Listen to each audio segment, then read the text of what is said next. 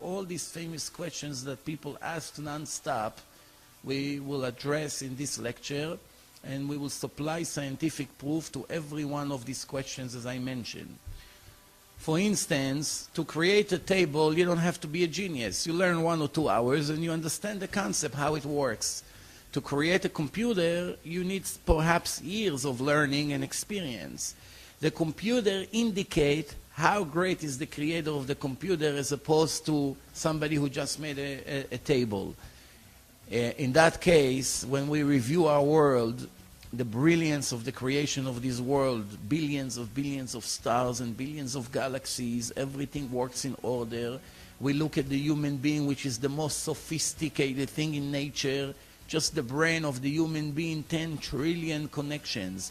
Just for the argument's sake, if we take all the media companies in the world, all the telecommunication companies, all the satellites, all the wiring, every phone number that people has in the entire world, combine all of them together, it will not reach 1% of a brain of one individual. And this is one person only. Multiplied by 6.4 billion people that run around in this world, look at the previous generation, adds all of them together, we're talking about tens of billions of people. Each one of them with a brain and ligaments and muscles and liver and heart and many other things. Is it possible to think that this entire creation was made by itself, that some people trying to claim? The answer is absolutely not. Nobody would ever believe that even a watch, if a person has a watch and he claimed that the watch was made by a random explosion. You just walked on the street and there was an explosion and all the pieces came together and connected and now it's working for the last few hours. Nobody will take that person serious. On top of that, this is only a watch. Imagine trying to say that the brain of a person was created by some kind of development. It started with an explosion and slowly, pieces came together into place and now it's working, such a sophisticated computer. For those who didn't know, the brain is 80% water, 20% material. And the size of the brain is like the size of an orange, an average orange. And inside this brain, it's all connected in such a sophisticated way. To claim that something like this was able to be created by itself without a creator, it's insane. Doesn't make any sense. Nobody even believe what he claimed, for those people who claim that something like this can come out of just randomly. So the answer is, for sure there is a creator. The fact that we don't know him yet doesn't mean he doesn't exist. We see that everything that the human being needs in the world, he has plenty. For instance, oxygen. 1 minute without oxygen, a person died, or 2 or 3 minutes. But the point is that oxygen everybody needs. Everywhere in the world there was always oxygen, everywhere. We never have shortage of oxygen anywhere we go. Imagine if sometimes there's no oxygen, we have to walk with balloons on our back for emergency, that it will happen one day. How life would look.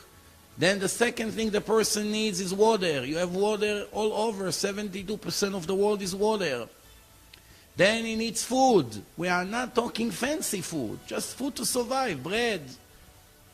A few dollars a week, he can survive. Problem today is that people have big eyes and they want unlimited pleasure and all kinds of bombastic meals. Well, we're not talking about this kind of desires. We're talking just food to survive. The more luxurious is the thing that a person is after, it's getting harder to get it. Why? It's not a necessity. Then one of the other questions we have to address today, is it life after death? As Judaism claims. We have to prove all this. So let's start.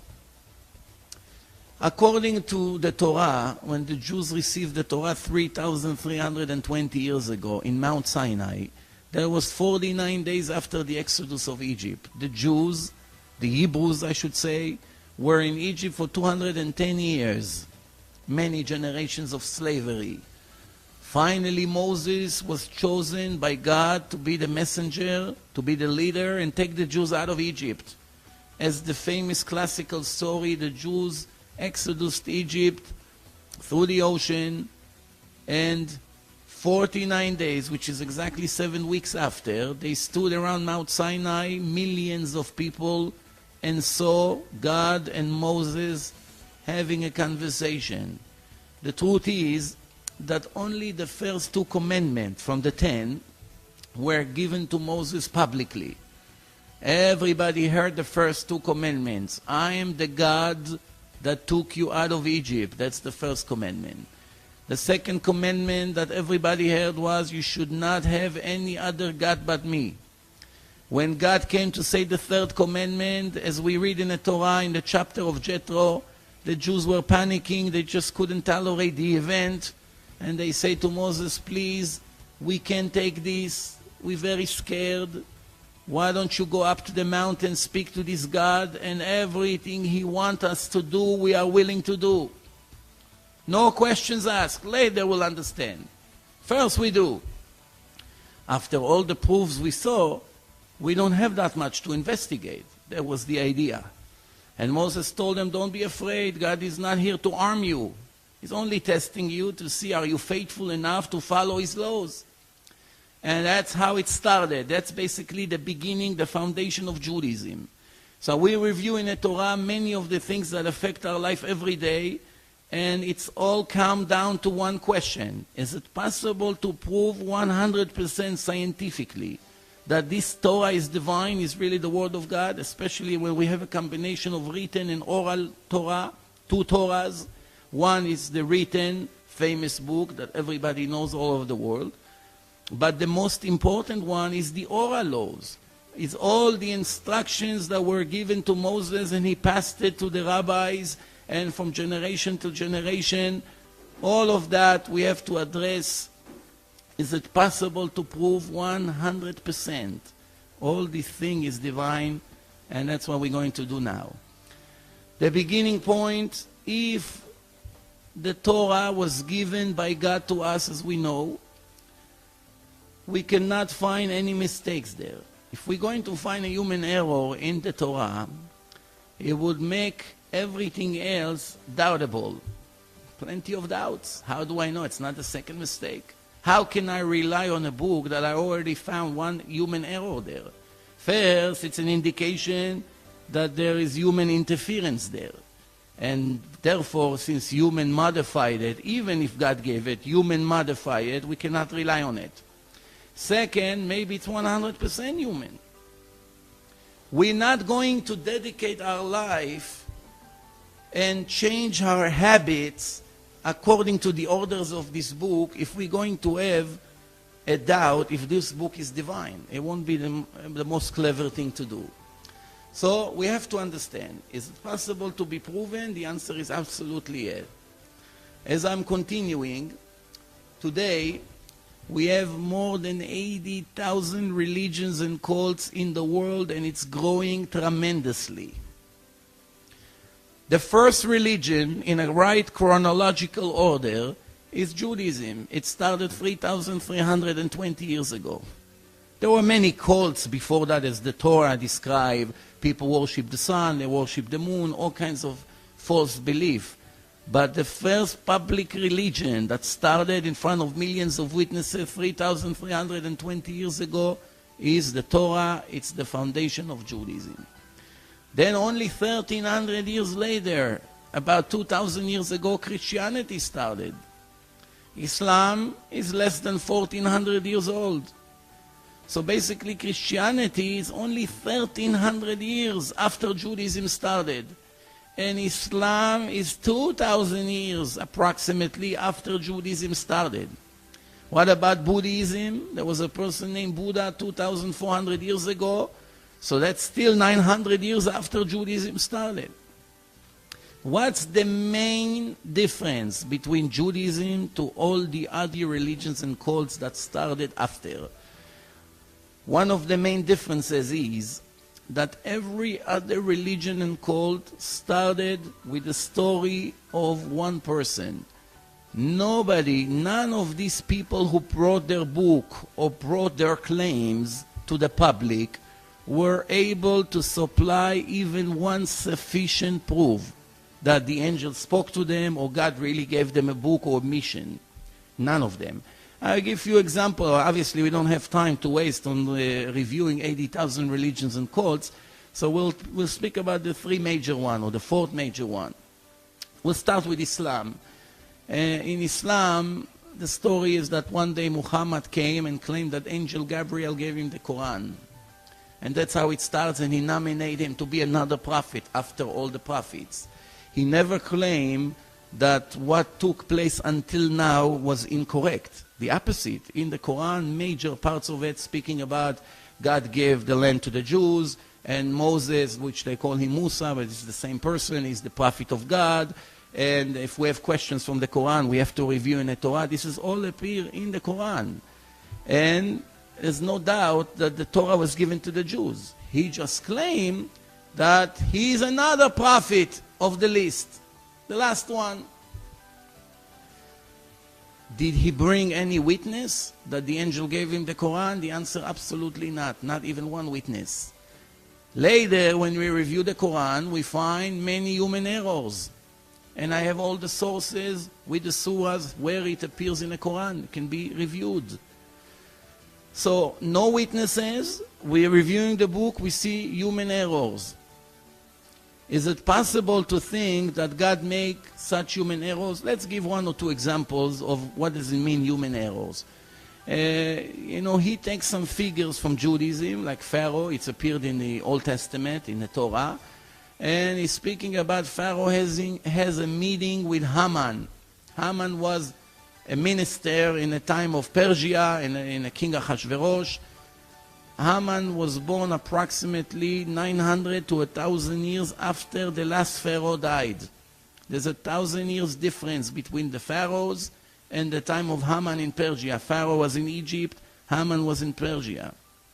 According to the Quran, Surah 40, 36, 37, it says that Pharaoh and Haman and their advisor were sinners. They copied that part right. And Pharaoh told his servants, I know you have no other God but me, which means he made himself God. They learned it also from the Torah.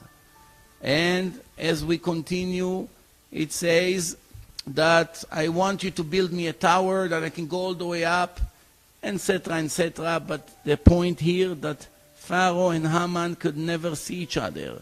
The person who wrote that book made a mistake in the right chronological order of the generations, and he thought that Haman and Pharaoh lived at the same time, and he made up an appointment or a meeting between them, which could never take place. As we continue, another example, we know that in history Moses and Aaron were brothers, and they had one sister, her name was Miriam. And also in history there was another famous Miriam, Maria, Mary, depend what nationality you come from. And this Mary was the mother of Jesus. He's Mary, the mother of JC, which lived approximately 2,000 years ago. In the Quran, in Surah 28, verse 7 to 9, it says, it's speaking about the wife of Pharaoh raising Moses. Now we all know, since the Muslims admit that the Jews received the Torah, in our Torah, which was 2,000 years before, it says that the daughter of Pharaoh, her name was Batya, she's the one who found Moses in the Niles, and she took him out and raised him. Not the wife of Pharaoh, the daughter. They made a mistake. They wrote that she was the wife of Pharaoh. Critical mistake, human error. And she says to the people after she found the baby, don't kill him. Maybe we will have a need for him. He will come for us. And they give all kinds of examples. But the main thing here is that he could never be the wife of Pharaoh, because it was the daughter of Pharaoh, and he admitted that the Torah was given to the Jews in public. Another mistake, in Surah 19, 27, 28, it says that Virgin Mary, she is the mother of Jesus, according to Christianity, the New Testament. They speak about her in the Quran. And all of a sudden we find out that this Mary, Miriam in Hebrew, she's the same Mary or Miriam that lived 1300 years prior to that. Which Miriam they claim that it's the same Miriam? The sister of Moses and Aaron, which lived 1300 years before. They mix between two different women, that their name is Miriam, and they made them into one person. And they claim now that Mary or Miriam, she brought the baby in her hand to the people of their town, and they say, "Oh, Maria, what did you bring here? You are the sister of Aaron. Your father wasn't a bad man, and your mother was not a prostitute," which means how you became pregnant if you're not married. So they made the mother of JC the sister of Moses. Such critical mistake that even kids in first grade is unlikely to make. And right after that, Surah 66:12, it says, Maria, the daughter of Amram. Amram is the father of Moses and Aaron. So obviously, they mix between those two individuals. And obviously, God cannot make such foolish mistakes. Many other examples, but of course this is not the subject of this lecture. I just use it as an example for us to understand how do we define human errors in a book that claims to be the work of God. As we continue, I would like to speak a little bit about the New Testament, Christianity. This was written approximately 2,000 years ago. The Christians admit that the Jews received the Torah in Mount Sinai. They just call the Jewish Torah the Old Testament. And they claim that God gave part B, which means where the prophets ended, comes now the story of Mary and Joseph that get engaged. And then he goes out of town and he comes back and he sees his fiancée is pregnant. And what's going on, he asks. And she said, God came to me and made me pregnant. This boy will be something special. This is how it starts. And when we review how the New Testament begins with this story, we find something very, very critical. First, the book describes more than 30 generations between King David to Joseph the carpenter. What's the point? The point is to link Joseph the carpenter to the family of King David. Why? Because since they admit that the Torah is the work of God, in the Torah it says that the Messiah must be a descendant of the family of King David. Has to be a direct connection. That's why they're trying to prove that Joseph, the husband of Mary, he is a grandson of King David. So far everything is clear. Just when they finish describing all the generations, they write that Joseph has nothing to do with the baby. He went away, and when he came back, she was pregnant, and she claimed that God made her pregnant. So the question is, who is the mother of JC? The answer is Mary. Everybody saw. No doubt about that. Who is the father? The answer that Christian will say is God. The question we ask is, God is a grandson of King David? King David is the grandfather of God? Obviously not. Why did you waste almost a whole full page describing more than 30 generations to link Joseph to King David? Because you wanted to show that JC is the son of Joseph and he's the Messiah, because Joseph came from King David. But then you made a critical mistake. You just wrote that Joseph is not the father. Do you really think that God would give a book with such critical mistake? Something to think about. Many other mistakes appear in the New Testament, even more than the Quran. The more years are going by, we find many, many different texts. For instance, there is more than 150,000 different texts, which means if you compare one New Testament to the other, you find many different texts. In the Quran, they have hundreds of different versions. The Torah, the Jewish Torah, which is double or triple the amount of time than Christianity and Islam. All the nations were running after the Jews to destroy their Torah. The Jews were moving from one exile to the other. And when the Jews united together in Israel 50, 60 or 80 years ago, they started to come to Israel. They all brought with them the ancient Torah scroll. and it was all the same Torah everywhere in the world. Even though there was no internet, no connection, no telephones, they couldn't know about other communities in the world. Manually, with a feather and ink, they were writing 304,805 letters, and it's all the same. Everywhere you go, the Torah is the same. The New Testament, more than 150,000 different versions.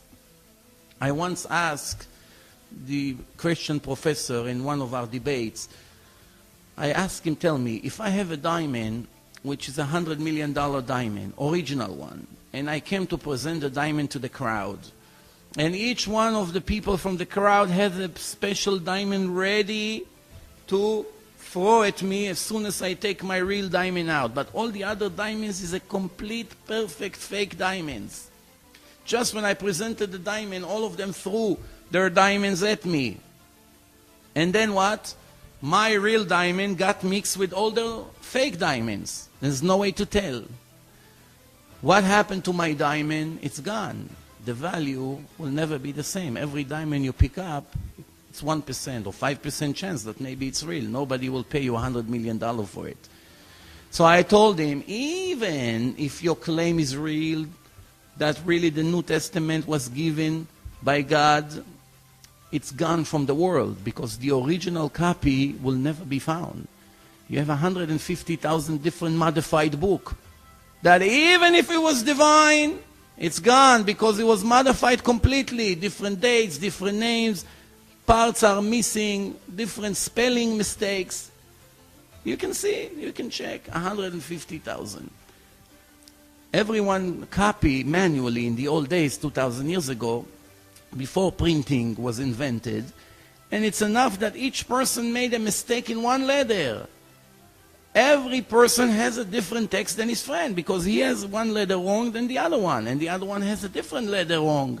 And over the years, 2,000 years, or I should say 1,500 years until they started to print, and that's why you have so many different texts. The Muslims were more careful with the Quran to try to copy it in the original way, but people are people and people are subject to human error. That's why there are hundreds of different versions of the Quran. So, one other mistake in the New Testament, in Act 7, it says that Jacob went to Egypt with 75 people. We all know that when we review in the Torah says clearly that Jacob went to Egypt when his son Joseph was already the assistant of the king Pharaoh. Jacob went to Egypt with 70 people. But what happened to God? He forgot. In the New Testament, it says 75 people. And obviously, it's a human error. There are, as I said before, more examples of such human errors such as this. And I'll give one last example and we'll move on. According to Christianity, in Matthew 5, verse 17 to 19, there is a will, actually a direction of Jesus to his students. He was a Jew and he died as a Jew. He really never started any religion. The New Testament started between 70 years to 300 years after his death. There's all kinds of opinions. But even if we go on the 70 years, which is the minimal difference, we are talking 4 to 5 generations. The people who wrote the evangelists, Mark, John, Matthew, Luke, never saw JC. Everything they will tell us about him, we will have to either believe them or not. They cannot supply one proof to what they say. I can come and say that my grandfather used to walk on water and he used to make magic and was a holy man. Everything I say, it's either yes or no, 50-50. We'll never have a proof for that. Now it's the question, do you want to believe me or not? Do you want to base your entire life based on a story like this or not? When we begin to review their books, we find so many contradictions. For instance, in one book, it describes all the generation from Joseph the carpenter all the way back in history to King David. And in another book they describe it, but there are more than 20 different mistakes. Over here it's described A, B, C, D, E, F, G, and over there it's a complete different orders with different names. What really happened in history? Is this the right way or is this the right way? Both of them cannot be correct. God doesn't make such contradictions. In history, in generations, in the right order, it's impossible. Here is an example from Matthew 5. This is what JC tells his student. Do not think I came to contradict the Torah or the prophets. I did not come to contradict, I came to fulfill. I'm telling you today, if heaven and earth will be destroyed, you can still not erase one letter from the Torah, even a part of the letter. They will all remain forever. Therefore, if someone will contradict one of the smallest commandments and will teach differently to others, will be cursed by the kingdom of heaven. Again, Matthew 5:17 to 19, which means, according to the hero of Christianity, which is JC himself, no one of his followers is allowed to modify the one instruction from the Torah. For instance, his followers are not allowed to eat pork, because the Torah says it's forbidden. They're not allowed to violate the rules of the Sabbath. And many other examples. Obviously, we don't see Christians that follow the laws of the Torah. They have their own laws which contradict completely the Torah.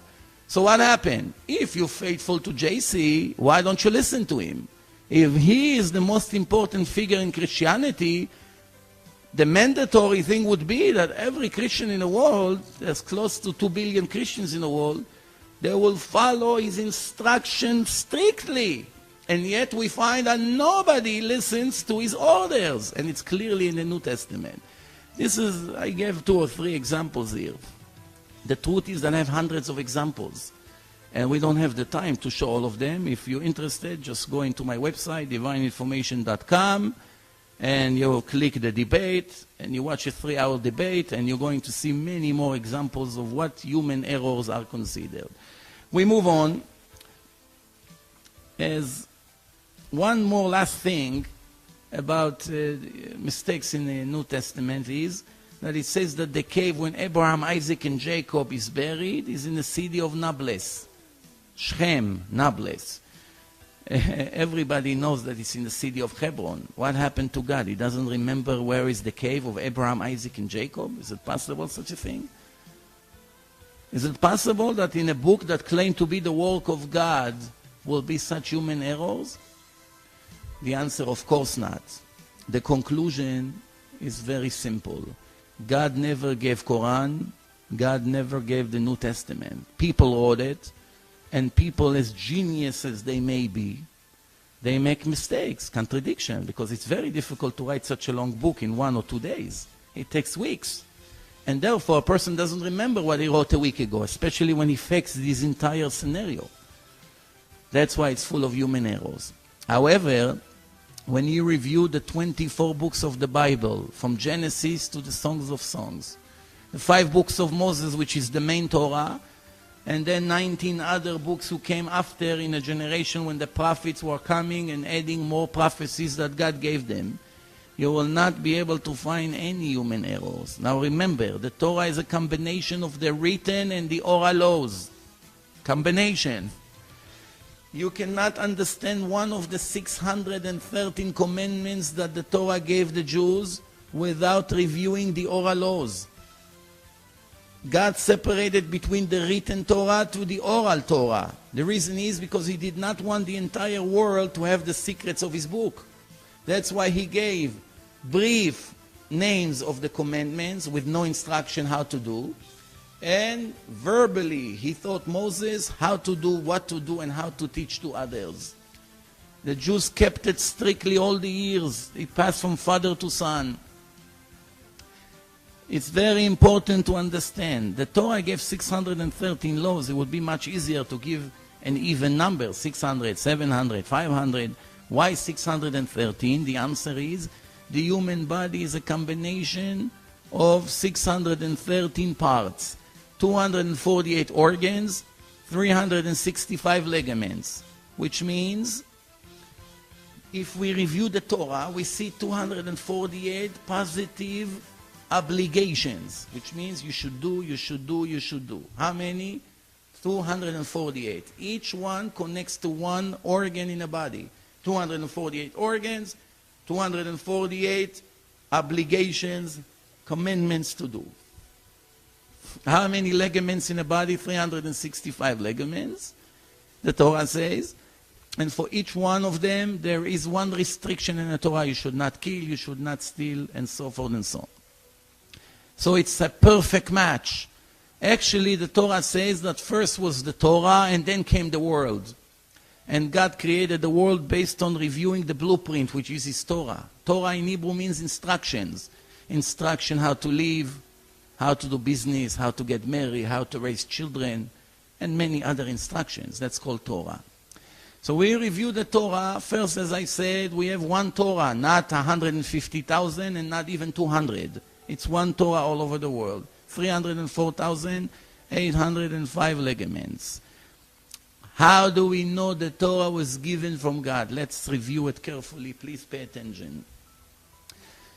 When I come today to secular Jews, they don't keep any of the commandments and try to convince them to become observant of the instructions of the Torah. First reaction is, leave me alone, I'm happy with the way I am, I'm not interested to change, it's too difficult, you know. What would be the chance that I will speak to millions of people and overnight all of them will become religious? I bring them a book, I say God sent me, I'm the prophet, every one of you has to listen to me, here is the book, here is your copy. Everybody has to change from one side to the other, completely. What's the chance? Close to zero. Millions of people would agree right away. It's almost impossible. But yet in history something like this did happen. Moses came to millions of people and he gave them a book and they all adopted the book and started to live according to the rules. How did it happen? We have to understand, we have to investigate. We use our common sense. If we review the 613 laws, we find, first of all, that some of them are difficult to keep. It's not so easy. And we also find that approximately 80% of them, not only we cannot understand in a human logic, it's actually, some of them are against human logic. For instance, the entire concept of the sacrifices. A person make a sin, the animal supposedly paying the price. People cannot understand. Where is this? It's not fair. One commandment in the Torah, if you see a bird in a nest, get rid of the mother, send her away and take the eggs or the chicks and put them somewhere, and thanks to that you should have long life. Doesn't make sense. Nobody, first of all, it looks like cruelty, and second, what's the connection between this to long life? Nobody understands. Make sure once a year you clean your house from breadcrumbs and every chametz, everything that made from the 5 kinds of grains. It should not be in your house for the days of Passover. Nobody understands the logic. Many other examples. Some of the commandments are very logical. You should not kill, you should not steal, respect your father and mother. Everybody understands that. But for that you didn't really need Torah, it's common sense. I am talking about the major part of the Torah where most of it cannot be understood. And some of it, it's against our thinking. The answer to that is very simple. If Moses, God forbid, was a faker, or anybody who was trying to write the Torah, the first thing he would do, he will bring a very easy book to keep, not to make people rebel against him. He should make the people be interested to accept this change in their life. Why should they make it too difficult? Give 5 or 6 commandments. Make sure they understand that you're the leader and you're the boss here. They give you some charity, donations, whatever, and finished. Why you make such a hard thing? You're actually defeating your own purpose, if you're a faker. Second thing is, you brought some of the commandments that risk your life. I'll give an example, 1 or 2. When Moses gave them the book, this is the only book in history that the book that was given to the public supposedly by God, right? Everybody claimed that God gave them a book after. But here we have millions of witnesses that receiving a book from Moses. When they open up the book and they read, who are they reading about? About themselves. No other book, no other religious book later address the people who are receiving it as part of the book. The Jews are the integral part of the book. Most parts of the Torah describing what happened to them in Egypt, in the exodus of Egypt, and even describing how they accept the Torah.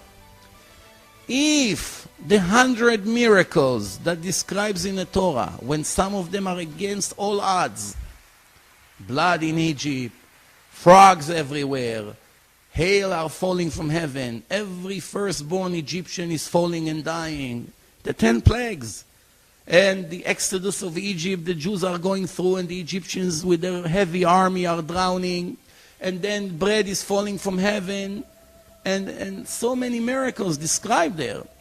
When the Jews receive the Torah, all they have to do is to find one human error in a book.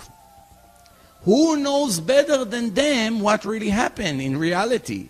Since the book describing what happened to the Jews themselves, and they are the one who reviewing it now, the first thing they had to do is raise their hand. Excuse me, Moses, what is this dream? You brought us this book. You claim that God gave it to you. Very fine.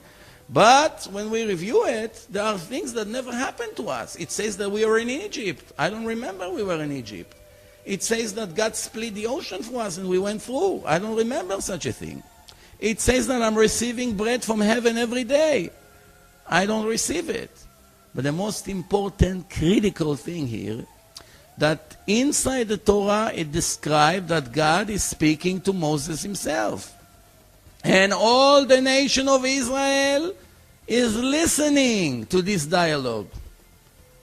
If Moses was pretending that somebody is whispering in his ear, and he pretends that he's answering back, you're right. Maybe it's all a show. But here, inside the text, it says that all of you that I'm giving you today the book, all of you heard me, Moses, speaking to God. Yes or no? No other way. If you heard me, I cannot fake such a thing. I cannot fake conversation with God. God is speaking to me from heaven. So that means all of you heard. No questions asked. You don't need proofs anymore. God nominated me to be the leader. If one of you did not hear me, then he would scream to everyone, I'm sorry, I never heard. And that's the first mistake in the Torah. Judaism will never start. Nobody will agree, especially when they were trying to do everything to avoid. Nobody wants now hard work and to change his life completely. Yet, it becomes even more sophisticated. Thousands of them were married to their aunts, which means your father is, let's say, 40 and you are 20, and your father has a young sister, she's 18, and you want to marry her, no problem. There are people who get married when they're cousins. They still get married until this day. So before the Torah was given, it was perfectly legal to marry your aunt. Your father has a young sister, you like her, you grew up together in the same environment. Why not to marry her? You know her very well. So, thousands of the Jews were married to their aunts. When Moses gave them the Torah and they opened it up, one of the commandments, the restrictions was, you should not marry your aunt, you should not touch her. She's forbidden to you. Now remember, keep in mind that many of them had 10 or even more children at that time. So now they just found out they cannot touch their wives. This is a real tragedy for them. People like this, that just found out that basically their personal life is over, they would cooperate with Moses, or they'll do everything they can to destroy him before he will destroy them, supposedly. The answer is, of course, they will try to resist him. But in reality, all the nation of Israel changed overnight. And until these days, Jews all over the world following these instructions and giving it from generation to generation. All it needed to be is one of them would raise his hand and say, I'm very sorry. All these things did not happen. You want me to divorce my wife? So the answer is no. It's not that I want you. God gave me this book and I'm only passing it to you. The most bizarre thing that we can think of, that even Moses' father, Amram, was married to Yocheved, which was his aunt. Would Moshe go against his own parents? It gets even better. When Moses went up to the mountain, he told them, prepare prepare everything for me. I'm giving you the Torah. We will get the Torah. Actually, 3 days before, God told him, prepare everyone to be holy, to rinse themselves in water, not to touch their wives, to prepare for the acceptance of the Torah. This is 7 weeks after the exodus of Egypt. So they prepare meat. They slaughter cows, sheep. They prepare tons of meat. To feed millions of people, you need thousands of cows and sheep. When Moses brought them the Torah, this is the holiday of Shavuos, they just found out that all the meat that they prepare for the holiday, it's not kosher. They cannot use it because it was slaughtered with a regular knife. They didn't know the law of slaughtering yet. So they had to throw perhaps millions of dollars into the garbage as the beginning, before they even get into the Torah, right away to get rid of all the meat. And that's what they had to do, and that's what they did. And that's why in Jewish custom until today, for 3,320 years, every year the Jews eat dairy food on the holiday of Shavuot. Why? There was no time to prepare new meat. You have to slaughter the animal, to put salt, to wait until all the blood comes out. It's hours. It takes a long time. There was no time. The holiday started. So that's a custom that is being transferred from generation to generation. When we review the Torah in Deuteronomy chapter 4, we find something very interesting. The Torah says, God says to the Jews, one day, if you're not going to be faithful to me and will not keep my laws, I will spread you in all the nations, in all the countries, as we can see today. I will spread you in all the nations, and only very few of you will remain. As I'm directing you in different countries, God says. And over there, you will follow false religion. The religion of the wood and the religion of the stone. What does it mean, the religion of the wood, the religion of the stone? The answer is, the symbol of Christianity is the wood cross. That's what the Christians say, knock on wood. The symbol of Islam is the stone in Saudi Arabia, in Mecca, the city of Mecca. There's a big rock there. They all go there every year in the Ramadan. It's very interesting. Because the Torah already 1,300 years before Christianity started and almost 2,000 years before Islam, the Torah already speaking that the Jews would live in countries that people worshipping false religions. You may think that I did not supply you with the right sufficient proof, so it gets a little bit further. What does it say? We have equal mathematical skip inside the text. Codes are hidden inside the text. An equal minimal skip of 50 letters. Inside the letters, the CD, Mecca, Mem, Kaf, Hey in Hebrew, 3 letters, appears in equal skip between the Mem, the Chaf, and the Hey. In this verse, it gets even better. The word Yeshu, which means Jesus, Yud, Shin, Vav, 3 letters, appear in the same verse in equal mathematical skip of 50. Yud, Shin, and Vav. 2 words that symbolize Christianity and Islam are hidden inside the text of the Torah close to 2,000 years before they came. Is it possible for a human being to write a book and give it to people and inside write that there will be a person named Jesus and a city called Mecca and that symbolize 2 phony man-made religion? Is it possible? What person would know such a thing? The answer is no person, only the creator of the world. We move on. As my next example, the Torah said to the Jews, be very careful, do not modify the Torah, do not add 1 word, 1 letter, or do not erase 1 letter. This is in Deuteronomy chapter 4.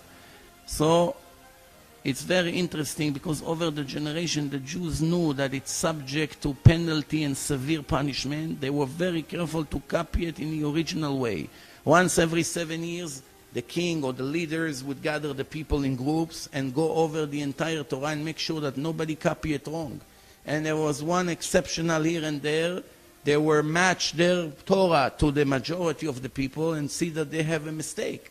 And they they fixed the mistake immediately, and that's how they kept the Torah in the original way.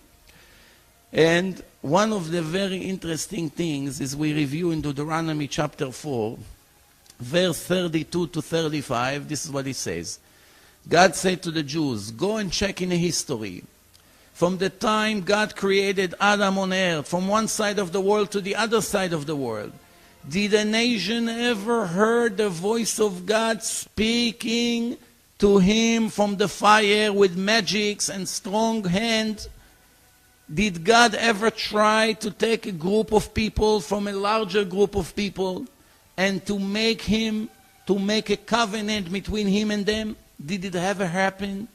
It will never happen. There's a promise right here in the Torah that God promised to the Jews, even though there will be many people who come later on and fake a beginning of a new religion, I, God, will make sure that the stories of these people will only be a story of one individual with no witnesses. I will prevent in any way that this person will bring any witnesses to back up the story. Even though we know it's a lie, you still can fake and bring two phony witnesses to back up your story by teaching them what to say. God say, trust me, I will never let it happen. Why? I don't want to confuse my nation, the Jews. You are the only one who witnessed the event of receiving the Torah. Your prophet Moses received it, and you witnessed the event, and you heard the voice of God. Soon we're going to see how Moses was basically not interested to get the mission that God gave him, and only after God assured him that he's going to bring him in front of everyone and speak to him, everybody will believe in him forever. So the Torah promised nobody will ever start a religion with witnesses. Now, as I told you before, more than 80,000 times people came and claimed that they have a new religion. Well, not once they could think about bringing few witnesses. How can it be? The answer is the Torah made a guarantee. If one of them would bring a group of witnesses and bribe them, we will have a very serious problem in the Torah, because the Torah promised something like this will not happen. Do you know of a book that was written by a human being, by a person, that can promise such a thing for the next 3,000 years? What person has such ability to write in a book and give it to millions? I will prevent any other religion to start from more than one person. Do you think a person is capable of promising such a thing? The answer is absolutely not. The next proof is, as I said before, God says to Moses, anyway, the nation of Israel will not believe me. They'll tell me, we don't believe that God sent you to take us out of Egypt. When we think about it, God should have been upset. He should have told Moses, why don't you just listen to my orders and trust me? Just do what I tell you. That's not what he says. He actually agreed with his claim. And he told him something very interesting. He told him, I'm coming to you from the clouds around the mountain, and I will speak to you, and after they hear my voice speaking to you, they will believe in you for eternity. And that's exactly what happened. From here, just from here alone, it's clear 100% that every other religion and cult that started after with the story of one individual could never be real. Never ever. Why?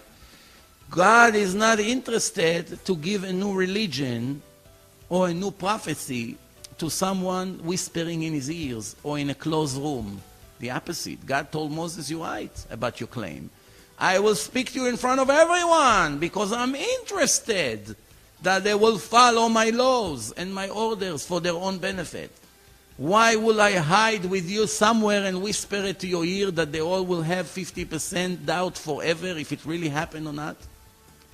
So we see that God's idea was to give his truth to the people publicly, not like Mary came in a dream and nobody can ever prove it, or like Muhammad came from the desert and claimed he got it from the angel Gabriel with no witnesses whatsoever, or Buddha came 2,400 years ago and claimed he saw the light. Nobody ever witnessed that event, and so forth and so on. As I move on, I move to the next proof. You know, when we review the Torah, the obligations to the nation of Israel is different than what people think. When you ask a person, do you believe in God? Some say yes, some say no, some say I'm not sure, some say 90%, some people say I have some doubts. There's all kinds of opinions. The Torah never obligated the Jews to believe in God. The opposite. In science, believing means not knowing. When a person says, I believe in something 70%, he actually said, I do not believe in that something 30%. If you say, I believe 99%, that means you still have 1% doubt. But the Torah did not say to believe in God. The Torah said to know that God exists. To know that He gave the Torah. To know that He's the boss of everything. To know that everything that happens in this creation needs His approval. Nothing can happen without His decision if it should happen or not. Nothing whatsoever. All these obligations appear in the Torah in the language you should know, not you should believe. I can give some examples. In Exodus 6, you should know I'm your God. And in Exodus 17, you should know I'm your God. And in Exodus 31, you should know it's a sign between me and you for generations to know that I am your God, not to believe, to know. And Deuteronomy 4, it says, your eyes saw to know that God is the master. Deuteronomy 4, it says, you should know today and return it into your heart. That God is the only one, there was no other before Him, and there will never be another one after Him. So obviously we see the entire obligation is speaking about knowledge. We can see also from the kings and from the prophets, the prophet Ezekiel, he says, you should know I'm your God. And Jeremiah say, I gave them a heart to know me, that I am their God. Joshua chapter 4, that all the nations should know the hand of God, should know, not believe. And many other examples. There's only one time in the entire Bible that God is using the word belief. Very interesting. This is in Isaiah 43, verse 10. It says, you should know and believe me and understand that I am your God, there was no other God before me, and there will never be another. So what's the right order? First, you should know. 100% knowledge, not belief. And then believe that everything I promise eventually is going to happen. And then you will understand one day, not necessarily immediately, it will take maybe time, but this is the right order. Knowledge, belief, and understanding. So, now we have a big question. If God ordered me and everyone here in this creation to know Him, to know He's the boss, to know He gave us the Torah and all this, I cannot prove His existence with my 5 senses. I cannot see Him, I cannot smell Him, I cannot taste Him, I cannot touch Him, and I cannot hear Him.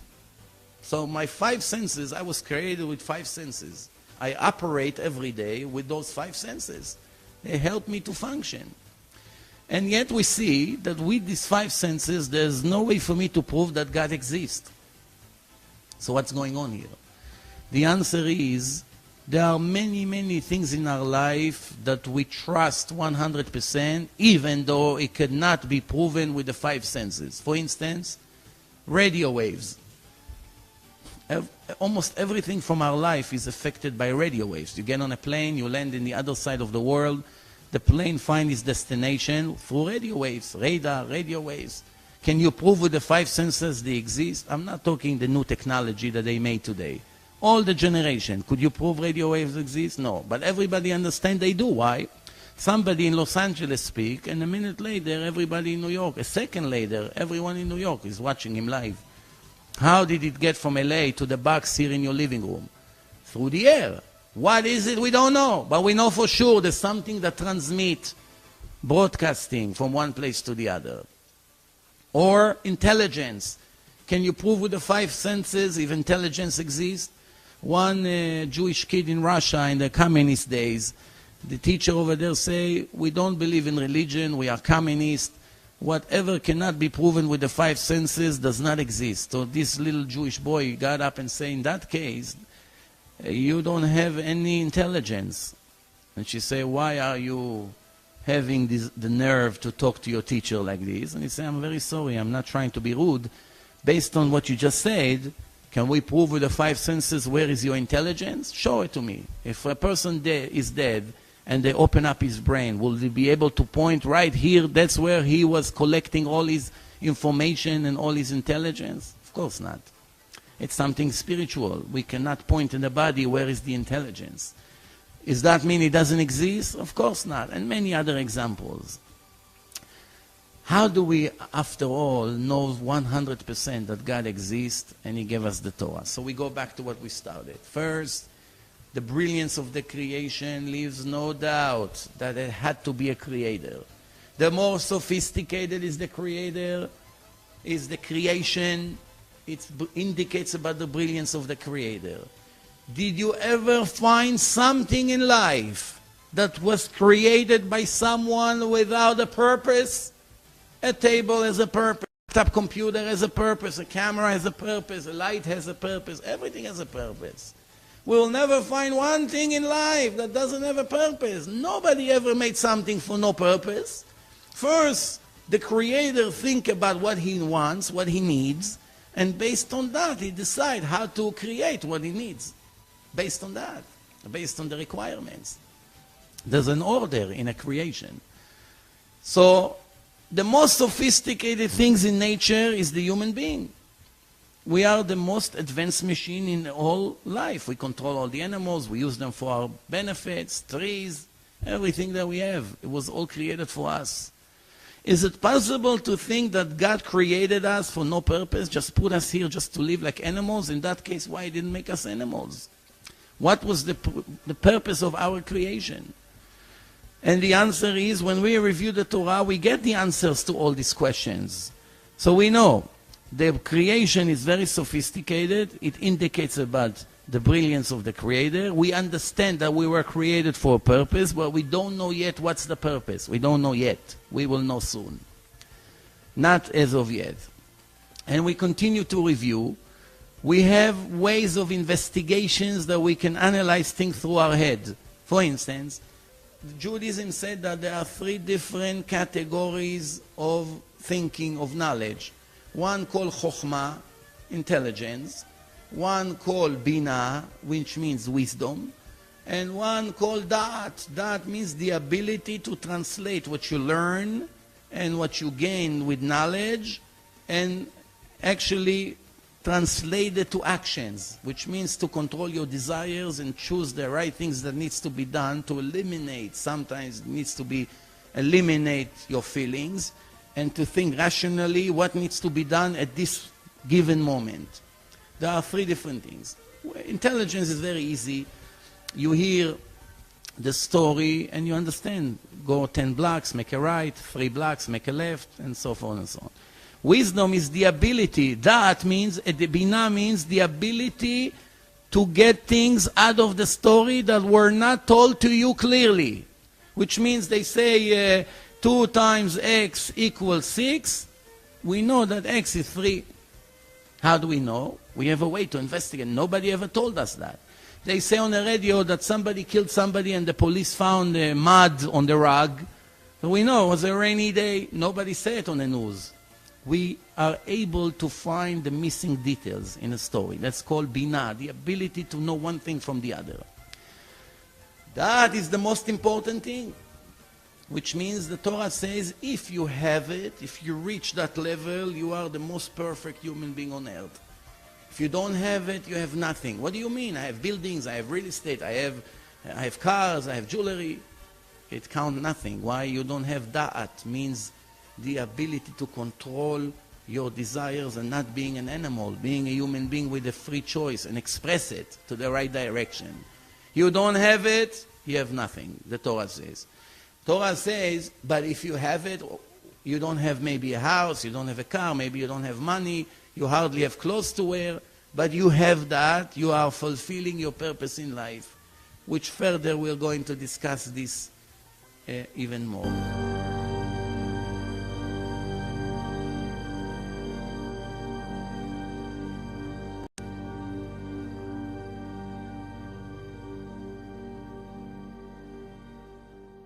We are starting now the second part of the lecture, and there are many ways to analyze Judaism and the Torah and to prove that it can never ever be given by a human being. No human being whatsoever, even all the people combined with all the technology that we have today, take the greatest people ever lived, combine all their intelligence together, they won't be able to write one chapter in the Torah. Not even one. No people, as smart as they may be, can tell the future, what's going to happen 1,000 years or 2,000 years later. No people in the creation has complete control on nature. Nobody. Do you know a person that know any species, any animal that lives here, ever lived here before? Obviously, we don't have this ability. Let's see in details some of the things that are appeared in the Torah that leaves no doubt that can never be written by a human being. First way to analyze the Torah is the way it was transferred from generation to generation. The second way is the mathematical equal skips that the Torah has. There are hidden codes inside the text. Mathematical minimal, I repeat, minimal is very important. Codes, equal skips of letter that the creator, the writer of the Torah planted words in this time, 3,320 years ago, and those words apply to our generation. Leaders in our time, events that we have right now, current events, are appeared inside the Torah. Obviously, no person was able to write about what's going on in our time 3,320 years ago. As I said before, prophecies. The Torah is full of prophecies. Of course, the prophets is full of prophecies. There are divine wisdom in a book that a person was unable to know. There is complete control which comes to psychology and archaeology. Everything the archaeologists ever found, first they digged inside the Torah and inside the prophets and the kings. And based on the Torah over there, they knew where to start digging. They did not look in any other book. The source of all the archaeologists all over the world is what the Torah says. When the Torah spoke about King David, they knew where he lived and they were looking for his tower and his city, and they found it. When the Torah speaks about the altar that Joshua built after they came out of Egypt and he took Moses' place, it's a mountain called Eval. They went over there and they found that altar. Without the source, they'll never know where to find. So that's archaeology. The archaeology confirmed the story of the Torah 100%. Psychology. What does it mean, psychology? Psychology means if Moses, God forbid, is a faker like some people want to claim, why will he write about himself in a Torah that is stuttering? You will never find one derogatory comment about Jesus in the New Testament. One hint against Muhammad in the Quran. Never, in no Muslim books or Christian books, ever you'll find criticism against those heroes. But when you review Jewish books, the 24 books of the Bible, they are full of criticism. God gave it to the prophets or to the king of that time or to Moses before that. And the Torah and the prophets and the kings is full of criticism. Negative comments against the Jewish heroes, the leaders, if they did something wrong. All the positive as well. But the negative is mentioned 100%. Nobody covered things under the rug. Why? Because it's an objective divine book. All the other books were written by people who worship that symbol. And obviously they were not interested to write the truth about them. Only what they wanted you to know. But the Torah, since it's divine, it's giving you 100% objective picture. That's why you hear that Moses was punished. He did not enter the land. God got upset at him. And many other examples. And some of the mistakes that the nation of Israel did. if a faker wrote it, he will never tell you that God got upset at the Jews and gave them here and there punishments. He would never write such a thing, only the good things. So obviously we see that it's not a fake book. It was originally given by the Creator. Also, many other things inside the Torah leaves no doubt whatsoever that the Torah was never able to be written by few sources. Only one source from the beginning to the end, because it's built in a special way that one person could never continue where the previous one stopped. That's also hidden codes inside the text that one would never be able to continue because he didn't know the hidden codes. Only in our times when we have computers, we are able to find such things. But in the old days, there was no way to know. So obviously people who wrote it could never know where to continue because it's full of codes from the beginning of the book to the end. So this is some of the ways to prove that the Torah is divine. It gets better as we move on. The first actual proof that I want to show from science is that the Torah describes what the Jews are allowed to eat. And this is what the Torah says to the Jews in Deuteronomy chapter 14, verse 9. The Torah says, this is what you're allowed to eat in the water. Everything that have fins and scales, you are allowed to eat.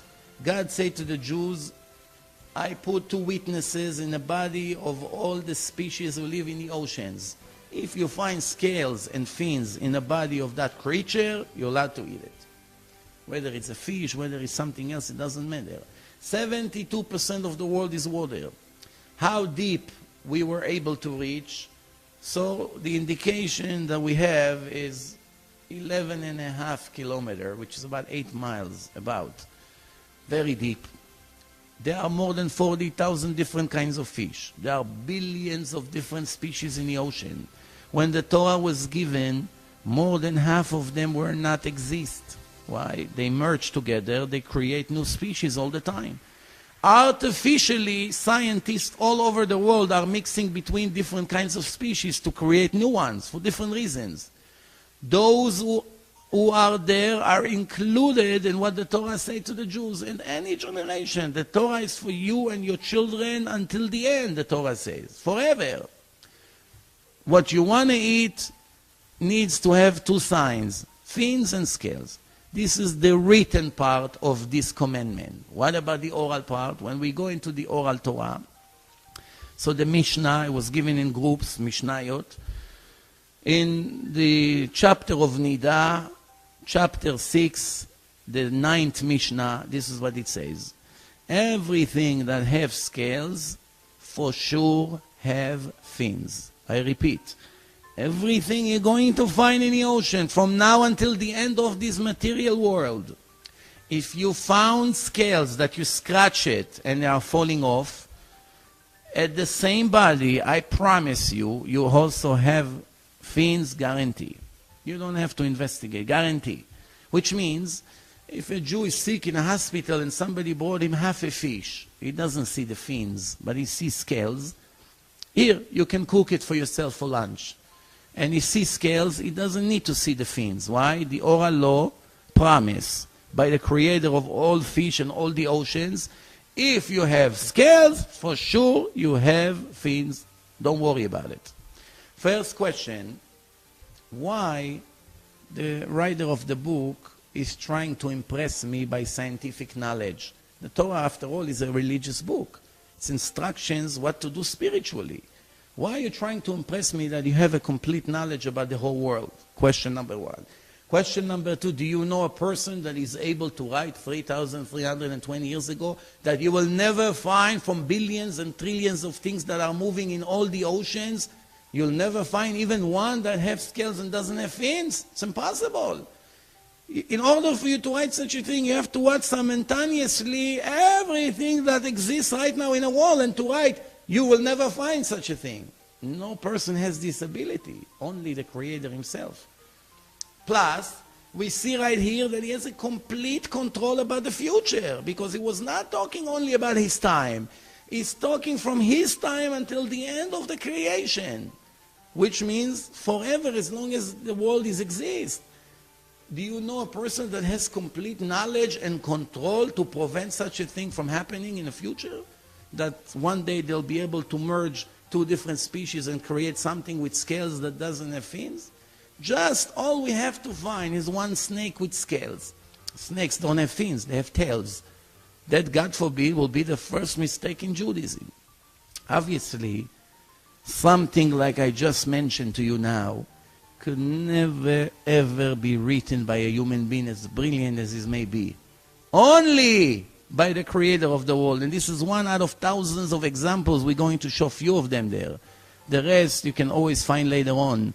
As I'm going now to the second example, to the second proof, as the Torah says that when it comes to eating, also there is a formula. Two witnesses. It needs to chew his cud, the animal. In order for the animal to be kosher, it needs to chew his cud. The animal reprocess their food. And have split hooves in the bottom, in their legs.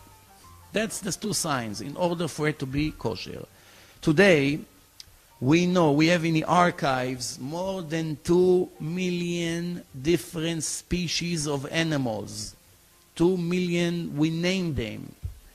And it's very interesting that the Torah comes and describes to the Jews which animals are kosher, like cow and sheep and even a deer. It's kosher animals that if a person wants to eat it, a Jew is allowed. It's very interesting. The Torah says, but be careful. There are 4 animals that may fool you, and they are not kosher. Don't be fooled by them. This is in Leviticus chapter 11. The Torah says, everything that have split hooves and chew his cud is kosher. But the Torah says, but be careful. There are 4 exceptional animals that may fool you. They may fool you. How they fool you? They have only one sign. And this one sign may lead you to think that they're also kosher. Be careful, they are not. Only 4 out of 2 million. The camel, the pig, the rabbit, and the hare. Either they chew their cud or they have split hooves. Chewing his cud means after the food arrives to the stomach, it comes out, it exits the body into the mouth or in the back of the animal, and the animal swallow it again back into the system and redigest it. You know, so that's called ma'ale gera. In Hebrew means chew his cud. There are different ways of doing it. The concept is to redigest the food, re-swallow it and redigest it. The rabbit, the hare, the camel, and the pig, 4. All it needs that one person, one scientist or anybody will bring a 5th kind of animal. It will bring something out of nowhere and say, I just found this animal and it also has one sign, but it's not mentioned in the Torah. So therefore there are more than 4, but the Torah said there's only 4. What happened to God? He did not know what he created? He doesn't see the future? Torah says he controls the future 100%. In that case, we will have to admit that it will be the first mistake in the Torah. Don't forget, 3,320 years. Everybody is still searching for that animal. What do you think? They're going to find one? The answer is absolutely not. Why? Torah is divine. God gave it, and he knows what he put here in the world. We have to admit that no human being, even today with today's technology, can memorize 2 million different names of animals, to know their internal creation and their external creation, to see all of them simultaneously, how they mix and create all kinds of new things, and to promise that there are only 4 and not more. That's obviously divine information, not human information. We move on. I'm going to the next example. We are now going into some astronomy, and as I said, the Torah has many different proofs that we use, and this is one of the examples. The Torah says, speaking about Earth, our world is a round world. It's in space, standing in space with no foundation. It turns around its center 1,700 kilometers an hour. And it shifted a little bit to the side, 28 degrees. And we are one of the 9 stars in the Milky Way. This is information that we know from science. And also, obviously, the Torah is speaking about it. But I'm going now to show a part from the Zohar, from the Kabbalah, the mystic part of Judaism, as the Zohar describing many discoveries that we found only in the last 500 years. But remember, this was written 2,000 years ago, but it was given to Moses 3,320 years ago in Mount Sinai as a part of the entire Torah. The Zohar says, the Kabbalah, the whole world is turning around like a ball. Until 500 years ago, everybody argued about the shape of the world. Is it flat? Is it round? Is it has different shapes? No one was sure 100%. Columbus, when he went on his famous trip and ended up in the same port, then the argument ended. It was 500 years ago. People realized the world is round. The Zohar was 1,500 years before Columbus. And the Zohar said the entire world is round like a ball and is in a round movement. 2 major discoveries. Not only is round like a ball, it's also moving, even though we cannot see it. We are here. Obviously, a person was unable to know such a thing at that time. So we are turning around. The third discovery that we can find in the Kabbalah, in the Zohar, and there are people who live in different parts of the ball. One in one side and the others on the other sides. And they are different in their face, image, and color based on the climate of every one of these continents where they live. Very interesting. So, only 100 years ago, in the beginning of the previous century, the scientists found that the genes of the people are influenced by the air and the climate where they live. So if your genes are into the white color, or you have genes that go into the dark color, it's all depend where you're going to live. After hundreds of years, the white slowly can turn into dark, or the other way around. So that's explain why in some parts of the world it's all black people, and in other parts it's all blonde people with blue eyes. And the only nation who looks like everyone are the Jews. You have Chinese Jews, you have black Jews, you have blonde Jews, you have dark Jews, you have Jews that looks like European, all kinds of Jews. Because the Jews is the only nation who were moving from one place to the other, running away from the pogroms and the problems that they had.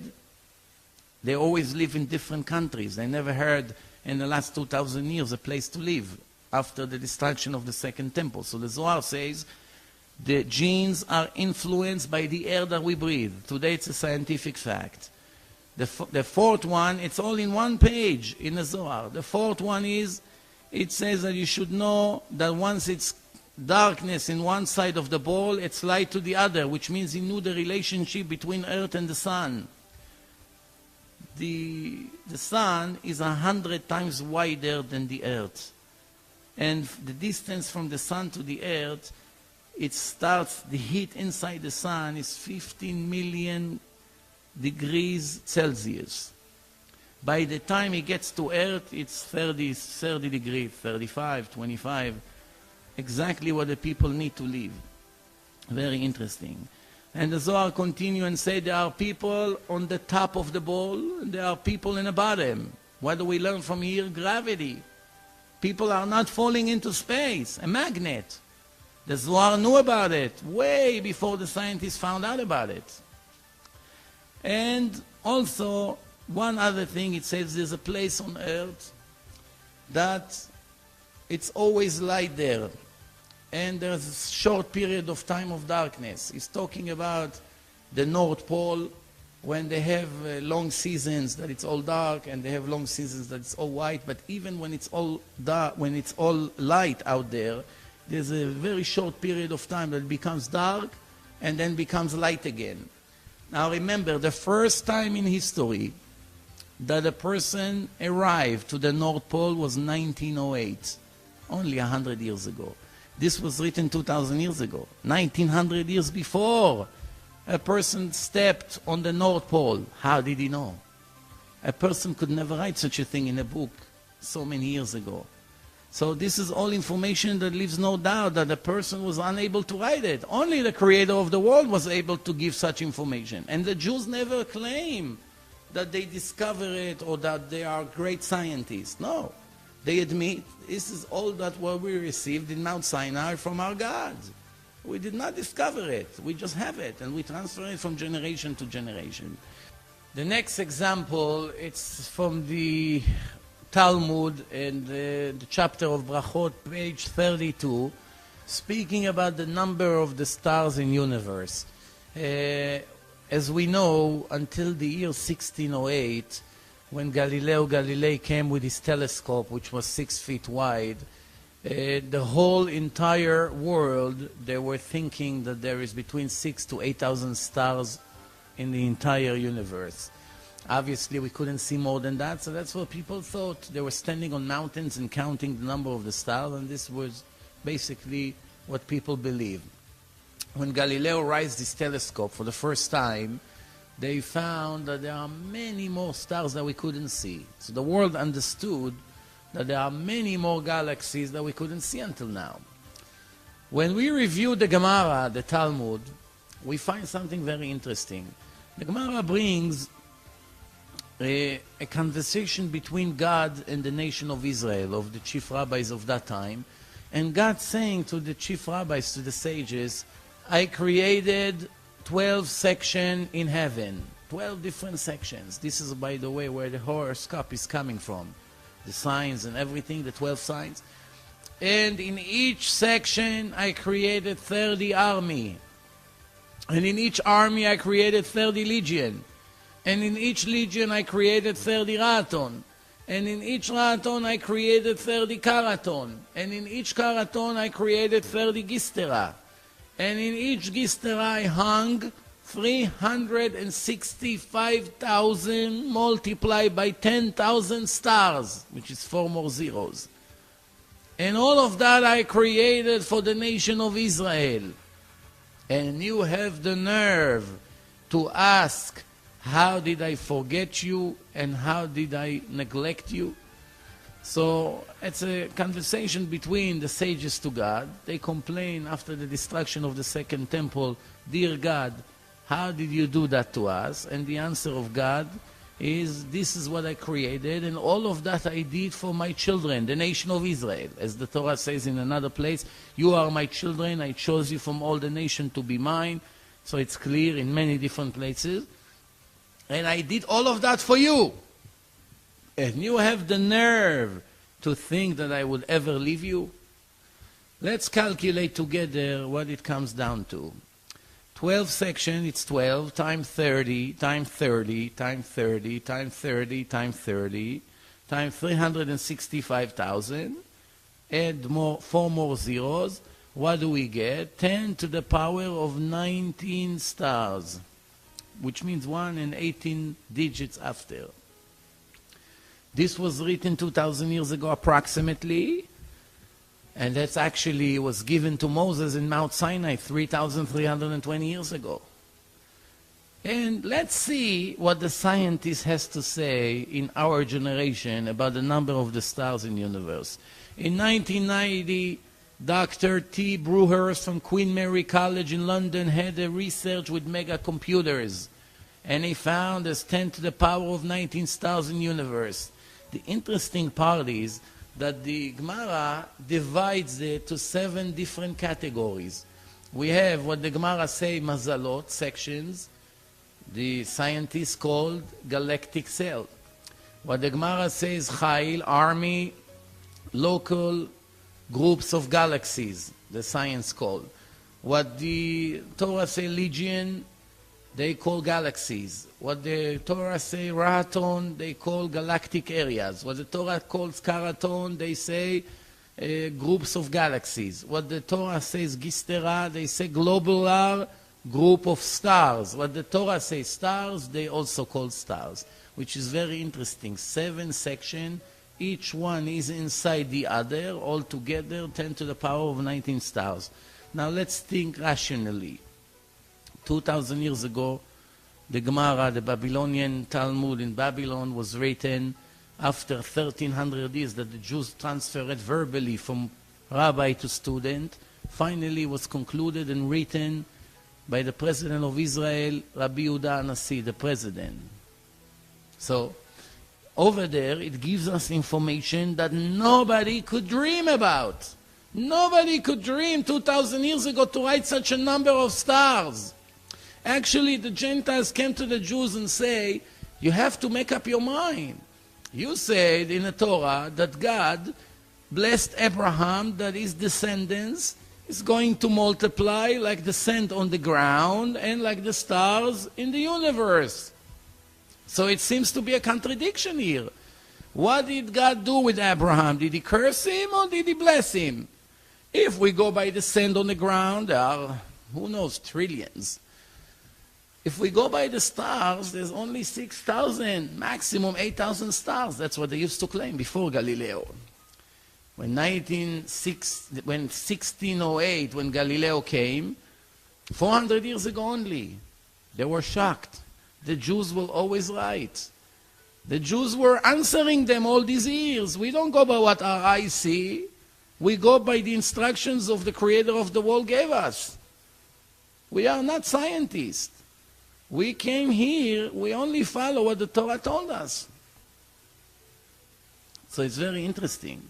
Because now they all found out that the Jews were right. The stars in the universe is plenty, 10 to the power of 19 stars. Obviously, a person was not able to write such a thing 2,000 years ago.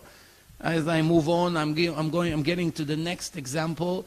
The next proof is the renewal of the moon. It's very interesting. Before we show the proof, that there are different ways of calculating the year. We go by the sun, we go by the moon, we can go by both of them.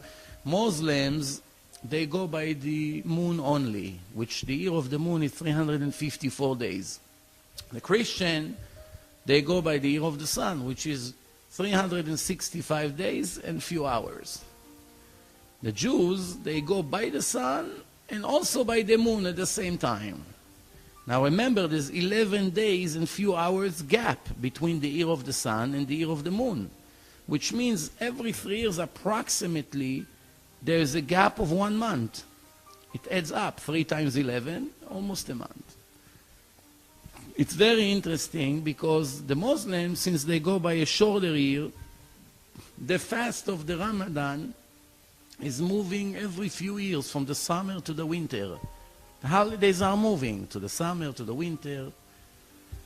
The Christians also had a problem with the calendar, so every 4 years they have February 29th. Only every 4 years, once every 4 years. The Jews have supposedly a problem. What is the problem? Inside the text of the Torah, the written Torah, it says that God says to Moses to celebrate the holiday of Passover. And it must be always in the spring, always, not in the winter, not in the summer. It has to be in the spring. And actually God named Passover in different names. One of the names is the holiday of the spring. Since it has to be on the spring, how do you make it fall always in the spring when you have a problem between the year and the year of the sun and the year of the moon? Comes the oral Torah, and this is what it says. In the Midrash, it says, at that time, God taught Moses all the calculations of the moon and the year of the moon, and informed him how to calculate leap years. As the Torah says, observe the month of the spring and make Passover. Which means he had to teach him the secret how to balance between the year of the sun and the year of the moon. And it's very interesting. Every 19 years, the Jewish people push into the calendar seven extra months. Every 2 to 3 years, we have 13 months in a year. Instead of 12 months, an extra month. Why? If Passover is about to fall short around March, when it's still cold, we pushed an extra month into the calendar, which makes it Adar Aleph and Adar Bet, duplicate. First Adar, second Adar. This is a Jewish month. By doing that, we postpone Passover by a month and it falls in the spring. Every 2 to 3 years, it's still falling short, and we push it again by 1 month, and therefore we make sure that Passover always falls in the spring. Now, after this introduction, let's go into the Gemara, into the Talmud, and chapter of Rosh Hashanah, the beginning of the year, and it's in page 25. This is the Gemara. What the Gemara says, it's incredibly, unbelievable. It's hard to believe. The Gemara says that 200 witnesses came to the president. His name was Rabban Gamliel, to testify about the renewal of the moon. Now remember, there was no calendars yet. Today we have a calendar. The grandson of Hillel, the president of Israel, approximately 1700 years ago, he wrote a calendar, and until this day we use this brilliant calendar. But before that, the Torah says that 2 witnesses come to the Jewish court. They knew approximately when to expect the renewal of the moon, which means at the beginning of a new month in Judaism. So the witnesses just testified. We saw it right now, and they announced that it's the first day of the month, and they begin to count manually the days, and therefore they know when the holidays are. It's very interesting that 200 witnesses came in a cloudy day to the president of Israel, Rabban Gamliel. He was sitting in a court and waiting. And they told him, right now, it's the renewal of the moon. And he told them, I'm very sorry, all of you are wrong. He's sitting inside the building, they came from the outside. How can we all be wrong? He said, we have a calculation that we receive from generation to generation, all the way to Moses. For 1300 years, it passed by tradition. What is it? The renewal of the moon can never be less than 29 days and a half. And 2/3 of the hour, and 73 parts of the minute. Let's calculate. After we calculate 29 days, we all know what it is. In a half, it's 12 hours. And 2/3 of the hour, it's 40 minutes. 2/3 of the hour. And 73 parts of the minute. After the calculation, we receive 29.53059. That's the calculation of the Torah. Now let's review what the scientific world has to say about the minimal cycle of the moon according to their research and measurement. Let's see, in front of me there's a page from NASA, and they published this. It's called Earth-Moon System, the cycle and the comparison between the Earth and the Moon. NASA came with an amazing number, which is 29.530588. 5 digits after the decimal point. The Torah say 530590. They say 530588, which means 2/10,000 of a second difference. Take a second, divide it to 10,000 pieces. Take 2 pieces out, that's the difference between NASA and the Torah. Now NASA is with satellites, with thousands of employees, with billions of dollars budgets over the years. They came to a brilliant calculation which is very close to the exact number. The Torah, in a primitive generation, there was no technology, no satellites, no mega computer, no ways to measure the movements of all the stars. The Torah gave us the number just as a gift. This is what it is. Who told us? The creator of the moon. The Germans in 1965 in Berlin, they updated the number, and they are closer to the number of the Torah. In their calculation, they came up with a number that now it's the difference right now is 1/10,000 of a second, which means take a second divided by 10,000, take 1 piece out. That's the difference between the Torah and the German research.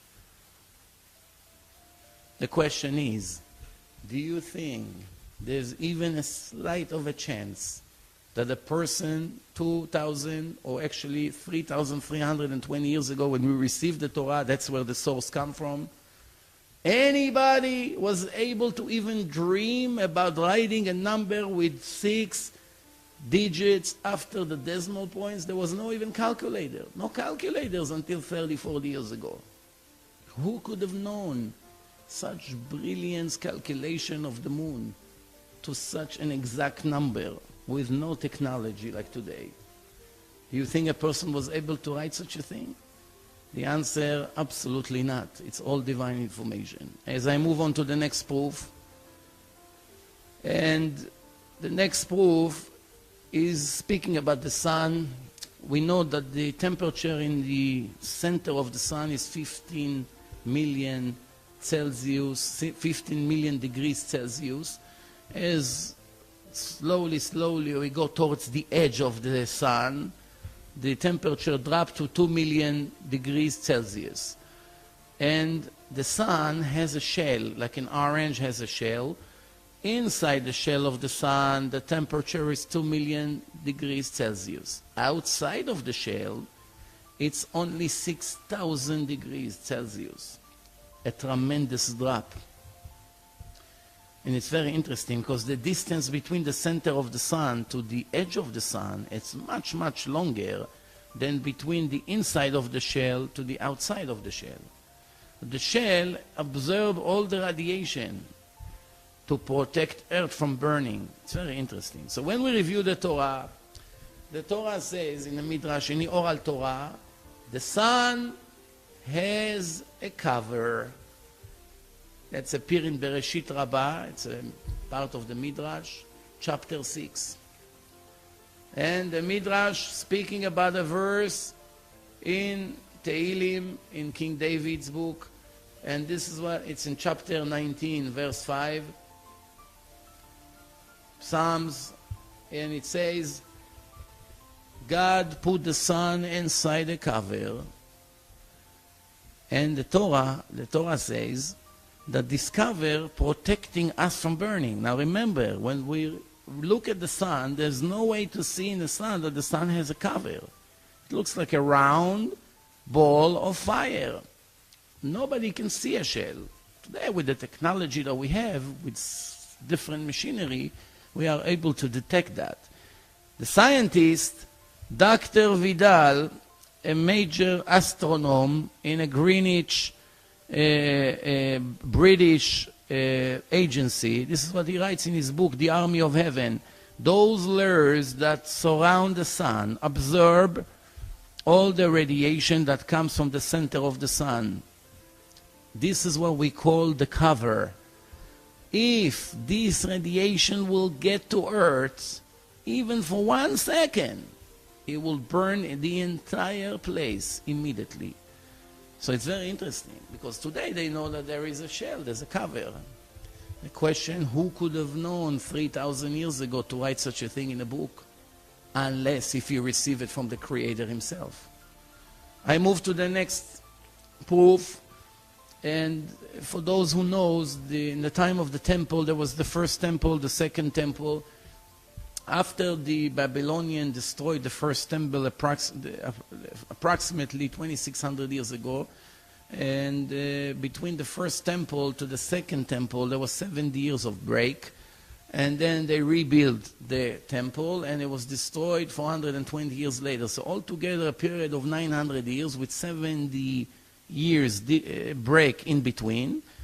It's the destruction of the second temple approximately 2,000 years ago.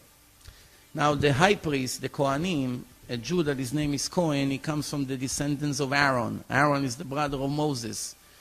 And God blessed him to be the high priest, the servant in the holiest place on earth, which is the holy temple in the Moriah mountain, which is Jerusalem by the western wall.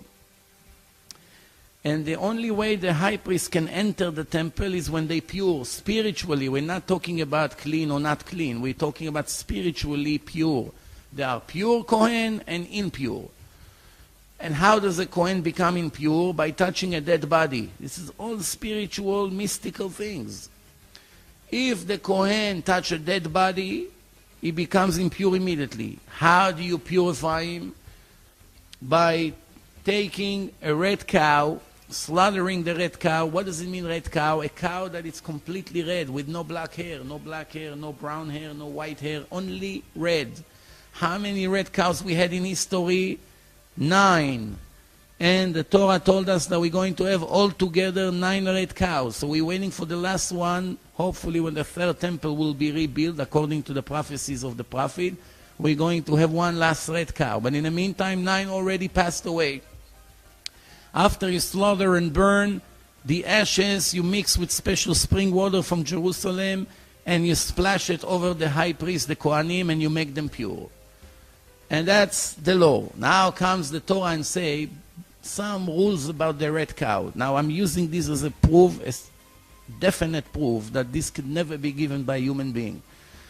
The Torah says, how do you know which cow is kosher and not? First, you have to make sure that it doesn't have any other hair but red. Okay.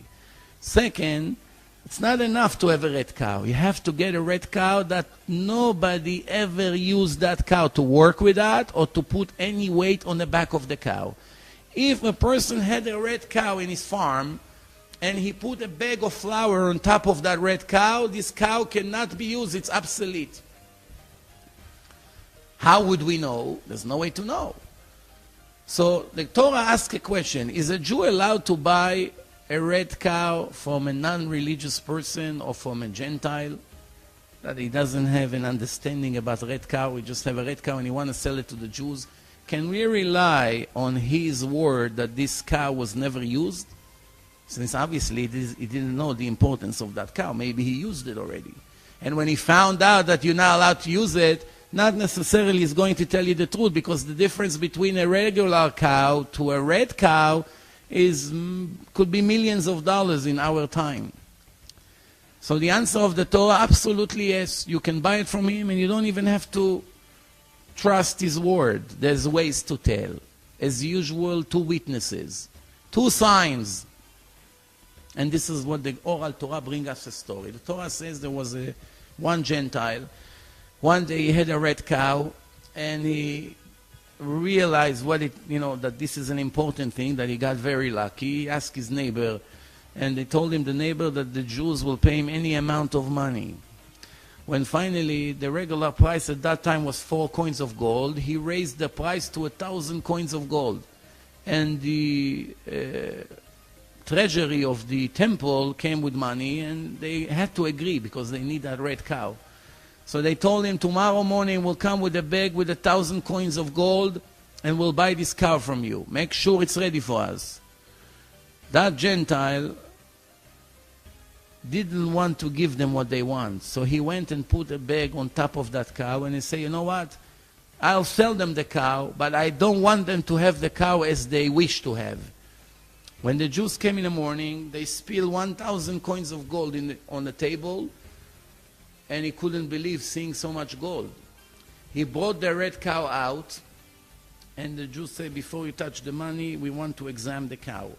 One rabbi looked at the eyes of the cow, the other one looked at the neck of the cow with a magnifying glass, checking something. The Gentile didn't understand what's going on. And after a minute, the rabbis told him, we're very sorry, there's no deal. The deal is off. What happened? You put, from yesterday to today, you put weight on the back of the cow. The Gentile asked, how do you know that I put weight? You were here to see? So we don't need to be here. We know God told us when he gave us the Torah in Mount Sinai, the secret of this red cow. What is the secret of this red cow? Once you put weight on the back of it, or even you sit on the cow, or any weight is put on the back of the cow, from that moment, the eyes of the cow become cross-eyed.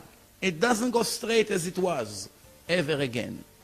And there's another sign. There are 2 hairs in the neck. Those 2 hairs are falling down, and there's no way to raise them back. Never. You can brush it as much as you want. They keep falling down. Those are the 2 signs to know that this red cow was used, and now it became obsolete. Now I want to ask you a question. What human being would even dream to look in the hair of the cow? There's probably millions of hairs. First of all, how would he know that this is one of the signs? How does he know where those 2 hairs? It's from millions of hairs. Where to look for 2 hairs out of millions?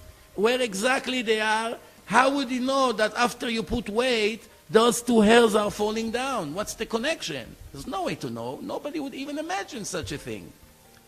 How would a person know that after you put a weight on a red cow, the eyes become cross-eye. When you use a regular cow or an ox, you put as much as weight as you want, the eyes are still staying straight. But the red cow, there's something unique about it. The only way to know that was to receive this information from the creator of the cows, the creator of the whole world. There's no other way. So the person would know what to look for. And this, for another example that we use, leaves no doubt that the Torah, and this is, remember, this is the oral Torah, and now, needless to say, the written Torah. The oral Torah, speaking about this, can never be given by a human being. I move on. By the way, at the end of that story, that this Gentile went inside and hung himself and committed suicide, and after seeing what he just had in his hand, and he blew it up, and we move on to the next example. The arguments, if the world is round, took place for many, many years. As I mentioned before, when Columbus went around the world and he arrived to the same port, basically the argument was over. This was 500 years ago. The truth is that only ignorance made us believe that the argument should have finished 500 years ago, because if we read the book of Isaiah, chapter 40, verse 22, it says that the world is round.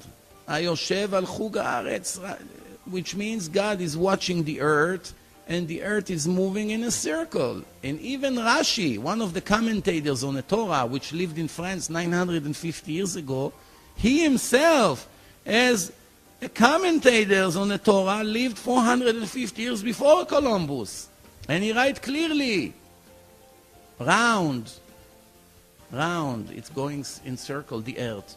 So obviously you see that the prophet 2,600 years ago, 2,100 years before Columbus, it's written in Isaiah that the world is round. Where was the argument coming from? Only from ignorance. It's a verse inside the Bible. Even Christians and Muslims believe in this Bible. But yet, many scientists and philosophers were arguing if the world is flat or round or different shape, when you have a clear verse inside the Bible. I always said that the biggest danger to the life of a person is ignorance. Not necessarily only in religion. It could be in computer. You don't know. You can waste hours every day. If you don't know the functions of the computer, you waste a lot of time. In medicine, in accounting, in many different things, the most important thing is the purpose of life, which is to follow the test that God sets for us. If you don't know the rules, there's no way to succeed. But we'll talk about it later. As we move on, the next example that I would like to talk about is the Gemara in Babylonian Talmud, in the chapter of Megillah, page 6. The Gemara is speaking about the foundation of Germany. And the Gemara says that Rabbi Yitzchak says, in the name of Jacob, one of the three fathers, that Jacob says to God, don't let my brother Esau succeed in his plan. His plan is to destroy my descendants. Remember, this is twin brothers, came from the same mother, Jacob and Esau. And in their lifetime, they were already enemies. And their descendants, the descendants of Jacob, his name was changed to Israel in the Torah, and the Jews came from him. And Esau was the European, the Germans, the Nazis, and many other countries that came from him. And it's very interesting, because this is now the Torah describing Germany 2,000 years before Germany was founded. There was no country Germany 2,000 years ago. Nobody could know the name. But it's inside the Talmud, clearly. The Talmud says that Jacob was hoping that God will not make Esau successful. Why? Because his descendants will arm the nation of Israel. And the Gemara says, this is Germany of Edom. Edom is Esau. That if they will succeed, they will try to destroy the whole world. And comes the Gemara and say, you should know, there are 300 tribes in the country of Germany of Edom. This was 2,000 years ago. Only 200 years approximately ago, there was a person named Bismarck who took all the barbarian tribes in Germany and combined them into the German Republic. After he did that, later, years after, it became Germany. And how did he make Germany? From what tribes? Bavaria, Silesia, Westphalia, all these tribes. He combined them together. And if you open encyclopedia, the word Germany, you're going to be amazed. It's clearly, I'm quoting from the Hebrew encyclopedia, but all the encyclopedias copy one from the other. Germany had 300 tribes that united together to one country, to one. It's very interesting. In the Hebrew encyclopedia, it's in page 432, Germany. You can check in any other source. The question that I have is, who could have known first that there will be a country that comes out of this Asaph from the Bible that will be called Germany? Remember, when it was written, there was no Germany. Nobody knew that name. Who could have ever dreamed that this Germany will be a combination of 300 tribes? Do you think a person, a human being, it could be a brilliant human being? Do you think he could have such knowledge 1800 years before Germany will be born?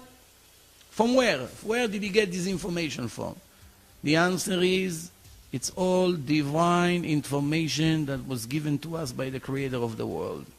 By the way, speaking about Germany, in an interview with Adolf Hitler himself, it's also, I'm quoting from the Hebrew Encyclopedia in the word anti-Semitism, page 530, they interview Hitler. It comes from conversation with Brauching, conversation with Hitler. And this is what he says. Yes, we are barbarians. It's an honor to us to be barbarians. I'm releasing humankind from the spiritual cord and from the tortures, from the despicable tortures of this illusion that called conscious and ethic. Two defects Judaism brought to life.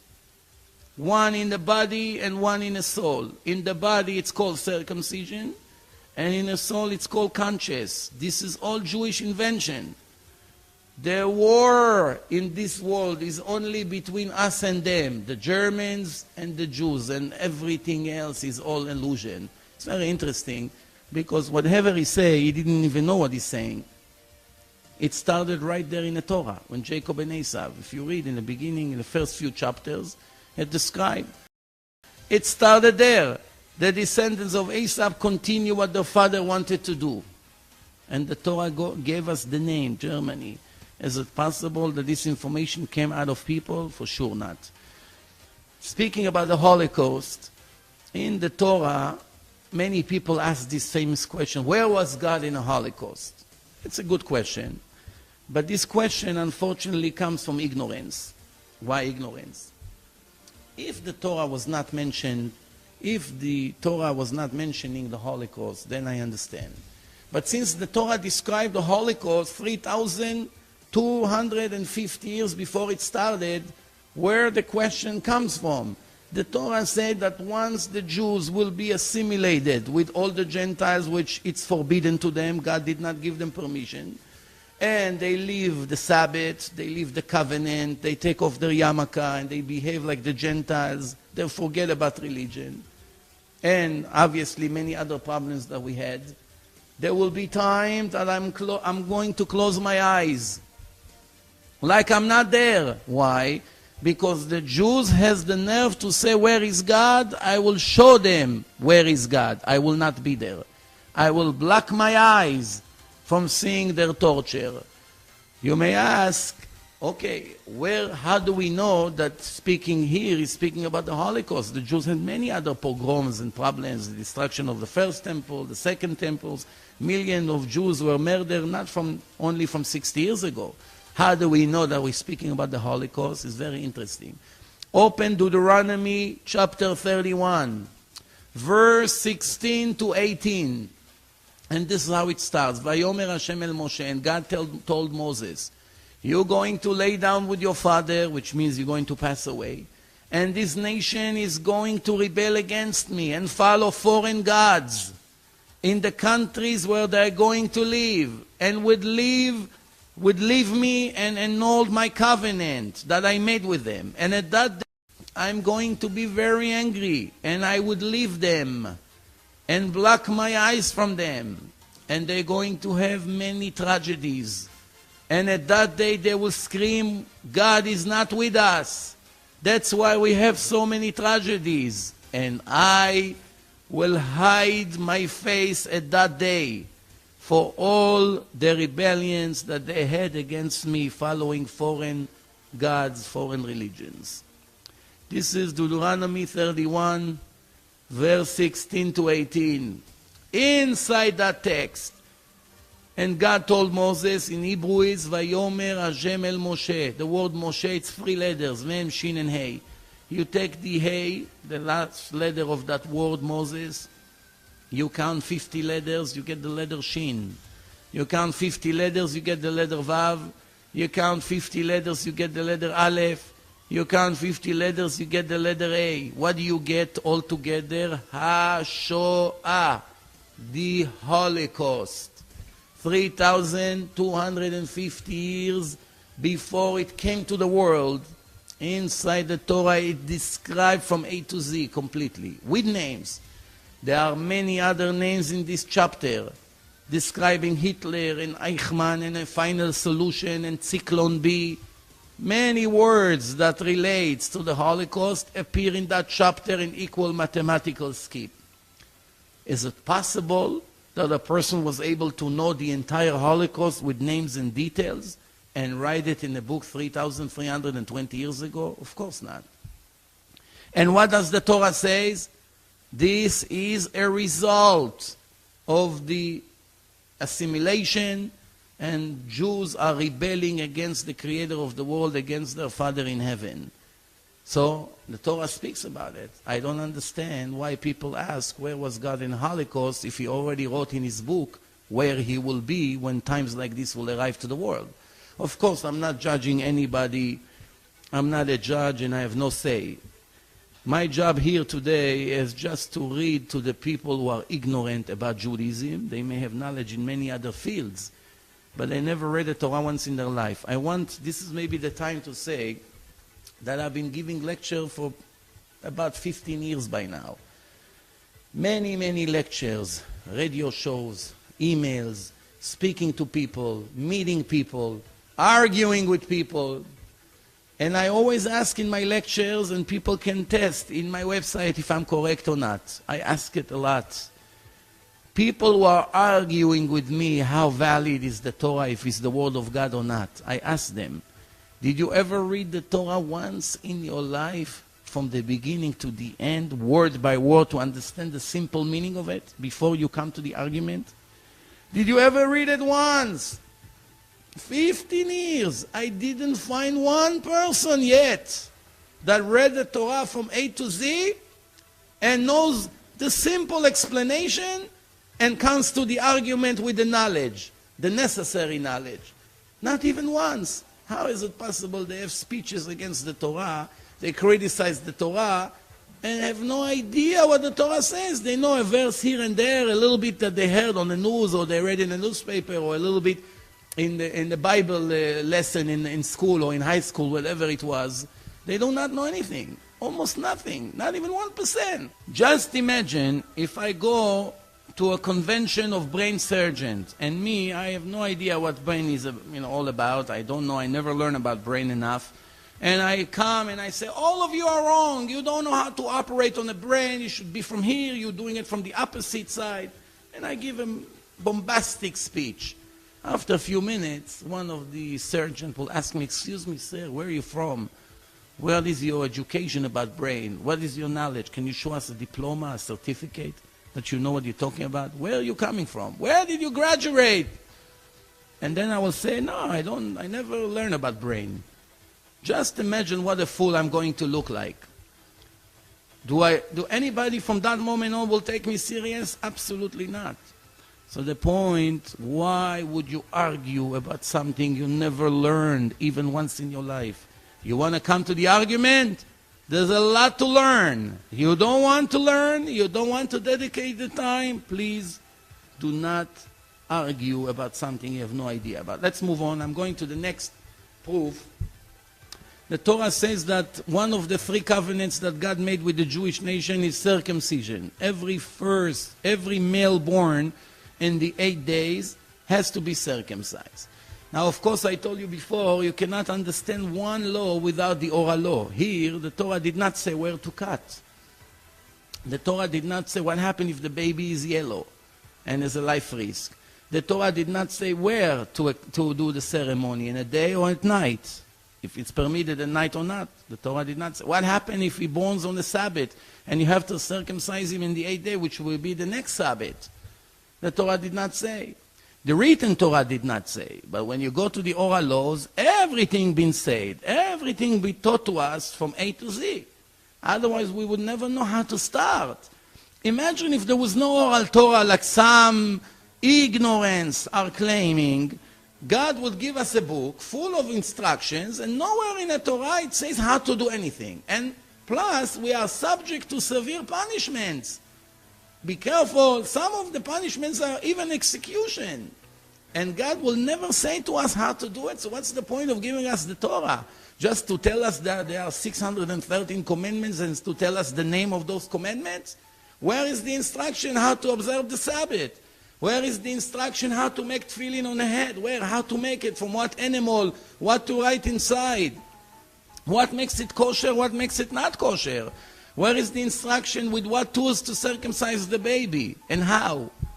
Nowhere in the Torah. Obviously, there are information that appear separately. And by the way, if you read inside the text of the Torah, it says these are the Torahs, plural, that I put in the hand of Moses in Mount Sinai. Not Torah 1, Torahs, at least 2. Also, in another place in the Torah, it says that God told Moses, he's speaking to him about a sacrifice, and he told him, as I showed you in the mountain. But he does not describe what he showed him. He knew, Moses knew. And God told him, as I showed you in the mountain, which means he showed him a vision. How to do it. But it does not appear in the written Torah. It's very interesting, because if there would not be oral laws, when Moses come down from the mountain and bring them the Torah, and they would say, excuse me, Moses, okay, you told us to circumcise our baby, well, we don't know how to do it. He does not explain how to do it. So Moses said, just follow the written law. The word orla, this is the piece that we have to remove in a circumcision. It was not translated yet until Moses told them verbally, where is it in a body? So one person would think this is orla. The next person think this is orla, the air. The other one would say, no, it's the edge of this right here. One person saying, no, this is what it means, the nails, to cut them. Nobody would know where orla is without the oral laws. Nobody would know how to cut. Nobody would know what to do after the cutting, and many other examples. So obviously, as you can see, 99.9% of Judaism, it's the oral laws that was given to Moses and right away was published to all the nation. Moses was teaching them one commandment after the other, how to do, what to do, when to do, what not to do, what's for men, what applies for women, what happens if you're a boss, you have employees, and many other examples. So the Torah says you have to circumcise every male born in the 8 days, and after you follow the instruction in the oral laws how to do it, we find something very interesting. The scientists, they found in our generation that what prevents us from bleeding too much is vitamin K. Vitamin K makes the blood clog the hole. If we have a cut in our body, it clogs the cut and makes sure that we do not lose all the blood in our body. Obviously, it's a life risk. The question first that we have to ask ourselves, what happens if we take a balloon and put 5 quarts of blood inside? And we take a very, very sharp needle and we make a hole in the bottom of this balloon. What will happen to all the water? It will drip completely to the floor. Everything, gravity, will make all the blood falls on the floor. If we hold the balloon like this, everything will drip to the floor. However, if we make a hole in the bottom of our feet, not all the blood from the body will drip to the floor. The blood will know that now my job is to clog the hole and make sure that I save the life of this person. Is it coincidence? Of course not. It's all planned. But besides the plan here, we see something very interesting. The scientists examine the level of vitamin K after the baby is born. In the first day, few percent. The next day, a little bit more. Every day, an additional few percentage in the vitamin K level in the body. Until we get to the 8 days, it's very interesting, finally the amount of vitamin K is sufficient enough to practice the circumcision on that baby. However, something very interesting is happening in the 8 days. When yet after the 8 days a person will have 100% vitamin K in his blood for the rest of his life, on the 8th day he has an additional of 10% vitamin K, 110% vitamin K in a human's body. One day in the entire life of a human being, when he has an extra 10% vitamin K, it's the 8 days. And this is secular scientists, nothing religious. I don't even know if they're Jewish or not, but by the names it seems that they are not. 100% vitamin K. Do you know a person 3,320 years ago that knew the behaving of the vitamin K in the entire life of a person? Something we just found out in the last 20 years. Actually, to be precise, it was published in New York in 1953, so more than 50 years, that's all. And it says until the 8 days there's not enough vitamin K. We find after the 8 days that the clogging materials are staying 100% for the rest of the person's life. However, in the 8 days we have an extreme raise in the vitamin K to 110%, only one day of the life of the person. It's very interesting. Hard to believe, you know, I mean, when people see so many proofs and still have doubts that this Torah was given by person or by the creator of the world, sometimes it seems more like an excuse, trying to avoid the truth because the truth obligates me to change my habits, my desires, to fight with my evil inclination. And that's one of the main excuses that people use to remove pressure from themselves. I always say, if the Torah would say in the last page, "Dear Jew, after you saw everything I taught you and gave you, I allow you to do whatever you want. You want to keep my laws, fine, it's good for you. You don't want, you don't feel like it, no problem, no hard feeling, no punishment. I'm not going to give you the reward that I promise, life of eternity and all the other rewards that I promise in the Torah. It's up to you, free choice.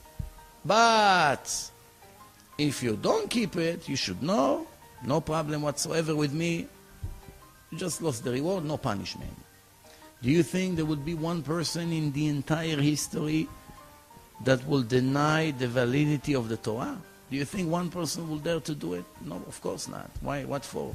It not obligates me. Why should I deny something so clear?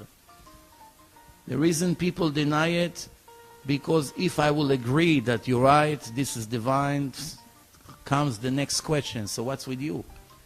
How can you ignore divine laws? How can you harm yourself? After all, if not listening to your Creator, it's a very big risk. You can lose eternity. It's not a joke. It's better to lie to myself. No, it cannot be true. I don't believe in it. Why? Because otherwise the conscience bothers. To admit that I live in a lie all my life? How many brave people you know that willing to stand on a stage and say, "I believe 100%, I know 100%, I don't want to do it, I'm too lazy"? Once in a blue moon you find a person. The next proof is the Western world. The Torah promise that the Western world will never collapse, never be destroyed. For those who know history, the temples was destroyed twice. First and second temple were surrounded with 4 walls like the Western wall today. When the Babylonians destroyed the temple, they knocked down 3 walls, but they left the Western wall. When the Romans came to destroy the temple 2,000 years ago, they knocked down three walls, but they left the western wall. In between the Babylonians and the Romans, the Greeks came, the Greek Empire. And they burned the temple, they impured the oil. This is the holiday of Hanukkah. It came from that event. And they did not knock down the western wall. In between, the last 2,000 years, the Seljukim, the Muslims, the Fatimim, the Armenians, so many, the Persians, so many different empires and countries occupied this area. None of them knocked down the western wall. There was an earthquake in Jerusalem that knocked down all the buildings, but the wall is still standing. In case you thought that the bricks, the big bricks that you see in the western wall is standing with cement, I have news for you. There's no cement. It's one brick on top of the other, no connection. One stand on the other, which means if there will be an earthquake, they should slide down on the people down there. But they're still standing all these years. The Torah promise, it appears in the Songs of Songs, chapter 2, verse 9. This is what it says in Hebrew, Ine ze omed kotlenu. Here is our western world, is watching us and is standing in a present language. Here it is, which means it has to be always here it is, always. We go to the oral part of that, the Midrash, the Midrash Rabbah, it's called Midrash Shir HaShirim. And what does it say over there? It says that God swore to that wall that it will never ever fall down. So now it's even more simple than before. All we have to do, knock down the wall. You want to get rid of God and His orders? Very simple. Arrange somebody to knock down the western wall, and you'll find the first mistake in Judaism. After 3,320 years, you'll be famous. You'll be able to say, I'm the first one who found a mistake by knocking down the wall. Here it is. The verse is incorrect. But my suggestion to you is that doing that is playing with fire, perhaps risking your life, because God promised to the wall that He's protected, which means trying to do it is trying to interfere with the laws of God. And I don't want to say what could be the outcome, but it's very obvious. A person, a human being, as brilliant as he may be, could never even dream to write about a wall that he will never fall down. Never. And base his entire religion on that foundation. Which, remember, there were 4 walls. This wall, and this one, and that one, and the last one were all built from the same material by the same builder at the same time. Those 3 can fall down at any time. No protection. This one can never ever collapse. Do you know a person can promise such a thing and be right after 2,000 years? This Midrash was written approximately 1800 years when the wall was standing, after they knocked down the other 3 walls, and our sages wrote it, and they say, we know it from tradition, that this wall that you see, all of us, this is 1800 years ago, will stay here forever. This is approximately 150 years after the Romans destroyed the temple. Everything there was no mosque there yet. Remember, Islam is only 1400 years old. So we're talking at least 450 years before the Muslims came to build their mosque there. So right there, the sages, the Jewish rabbis at that time, they told us, we know in tradition, it passed from tradition, that this wall will always stay here and nobody can knock it down. Why? God is protecting us. It's the souvenir. It's a memory out of His holy temple.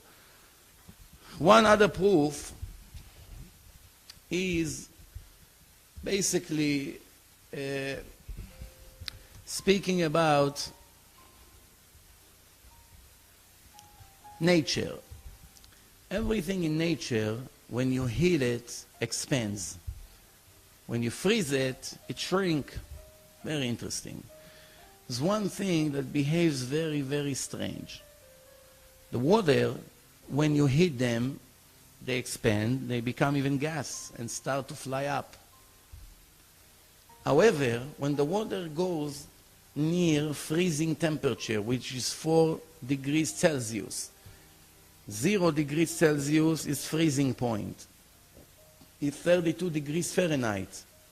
But Celsius is 0 degrees. That's the freezing point. So now going to 4 degrees Celsius, you are very, very close to 0, to the freezing point.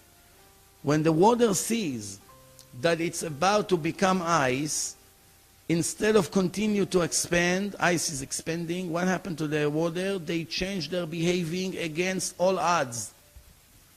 What will happen if the water continue to behave the way they should?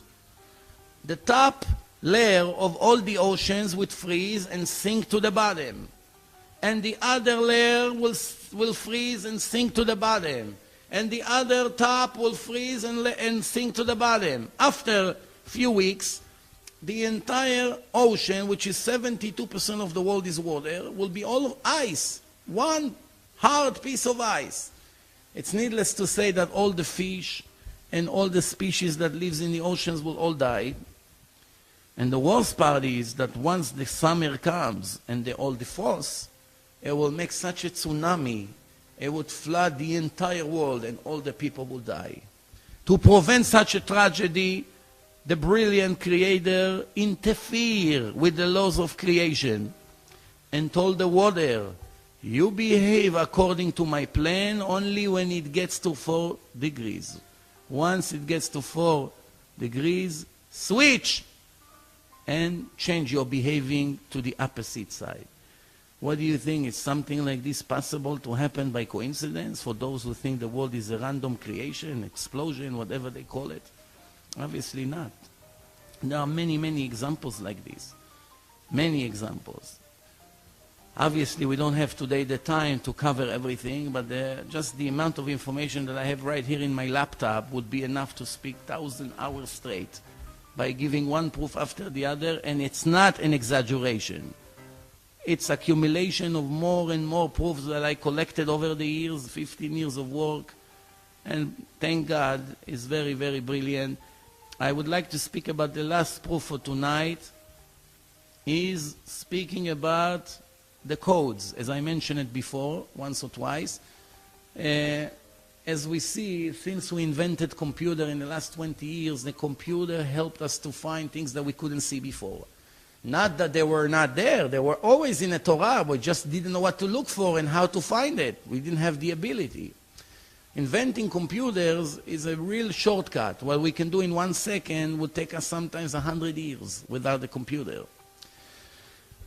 Many years ago, Rabbi Weissmandel in Europe, just before the Holocaust, he had a photographic memory. And he saw inside the book of Exodus that there are information about Maimonides. Maimonides was a great rabbi, one of the greatest lived in the last 1,000 years. He lived in Spain, and then after a while, he had to escape to Egypt. And once he came to Egypt, he became the main doctor of the king there, his private doctor. And he wrote a book called Mishneh Torah, the explanation of all the oral laws, all the 613 laws. That's how his book starts, a list of 613 laws. He explained what does it mean, the purpose of each commandment, and more information. That's some information about Maimonides. He lived between 800 and 900 years ago in Egypt. So when we review the Torah, we find information about Maimonides. Make no mistake, the Torah was given approximately 2,400 years before Maimonides, the Rambam, was even born. So how does the Torah knows how to give us information about a rabbi that is going to be born 2,400 years later? Is it possible that a person can write information about us 2,000 or 3,000 years ago? Obviously not. Let's pay attention to the proof. The Torah says, God says to Moses, don't worry, Pharaoh will not listen to you, and he will not release my nation Israel out of Egypt. I'm hardening his heart to be stubborn and not to give up. Why? Because I want to make such miracles in Egypt that everybody will see the hand of God. And they will realize that you are my children and I'm making all these miracles for you, the Jewish nation. This is appear in a chapter of Bo, Parashat Bo. It's in the beginning of Exodus. It's very interesting. When we see, first the word Moshe is mentioned here. The Rambam's name was Moshe. He lives in Egypt, so the word Mitzrayim appears in a page. His abbreviation of his name, Rabbi Moshe ben Maimon. Rabbi Resh, Moshe Mem, Ben Bet, Maimon Mem. Rambam, that's his nickname.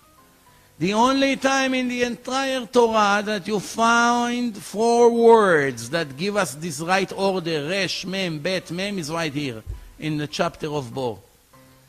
That's right here. No other place you have Resh, Mem, Bet in the same order. Also, he was the heart doctor of the king of Egypt. So we have Lev Paro, the heart of Pharaoh. It's another hint.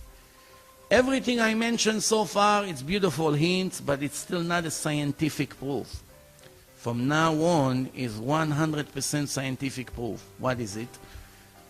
When we take the word Moshe, the first word Moshe, which is Moses in a chapter, we circle the Mem, and we count 50 letters, we get the letter Shin. We count 50 letters, we get the letter Nun. We count 50 letters, we get the letter Hey. So what did we get? Mishneh. What's the name of his book? As I said before, Mishneh Torah, 2 words and 1 name. Then we go down to the bottom of the page. From the word Oto, him, we circle the Taf, we count 50 letters, we get a Vav, we circle the Vav. We count 50 letters, we get Resh, we circle the Resh. We count 50 letters, we get Hey. So what do we have here? We have the word Mishneh in equal skip of 50.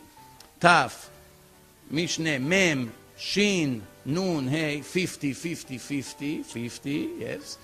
And we skip, a longer skip than 50, we'll explain soon why. We go all the way to the bottom of the page, and we get the word Torah in equal skip of 50.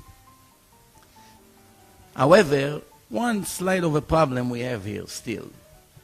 Why, from the word Mishneh to the word Torah, which is the second word of the same name, there are such a large skip? It should have been also 50, right? If you enter today to the computer a name of a person with his last name, the computer may find that name in equal mathematical skip from the beginning of the first word to the end of the last name, in equal skip. Why here the first word appear in equal skip, the second word appear in equal skip, but in between the first and the second words we have a larger skip?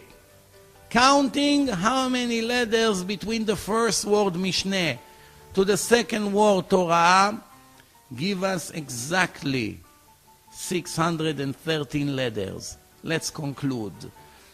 2,400 years before the Rambam, Maimonides was born, the Torah told us there will be a person named Moshe. He would live in Egypt. He would be the heart doctor of the king of Egypt. His nickname will be Rambam, Resh Mem Bet Mem. He would write a book called Mishneh Torah. And the subject of the book will be 613 laws of Judaism, 613 commandments. What do you say now? Is it possible that a person wrote it? Obviously not. And as I said before, there are more and more examples. There are many, many equal mathematical skips. Now make no mistakes. Many manipulators in this generation that take advantage on the ignorance of the public, trying to claim that other books also have codes. I assure you, after 15 years of reviewing and checking what they say, that it's all nonsense. We are not only talking about random codes that you can find in there in a book by coincidence. We are talking about equal minimal. The highlight is the word minimal mathematical skip. What's the difference between minimal and just any other code? When you have a book with 305,000 letters, it's very possible that you're going to find all kinds of names with equal skips of 10,000 between one letter to the other, 20,000 between one letter to the other. That's random. When we enter an input to the computer and we ask the computer to find us a word, The computer may find it sometimes 2 or 3 times in the same Torah, in different skips. We are not interested in any skip, only the minimal one.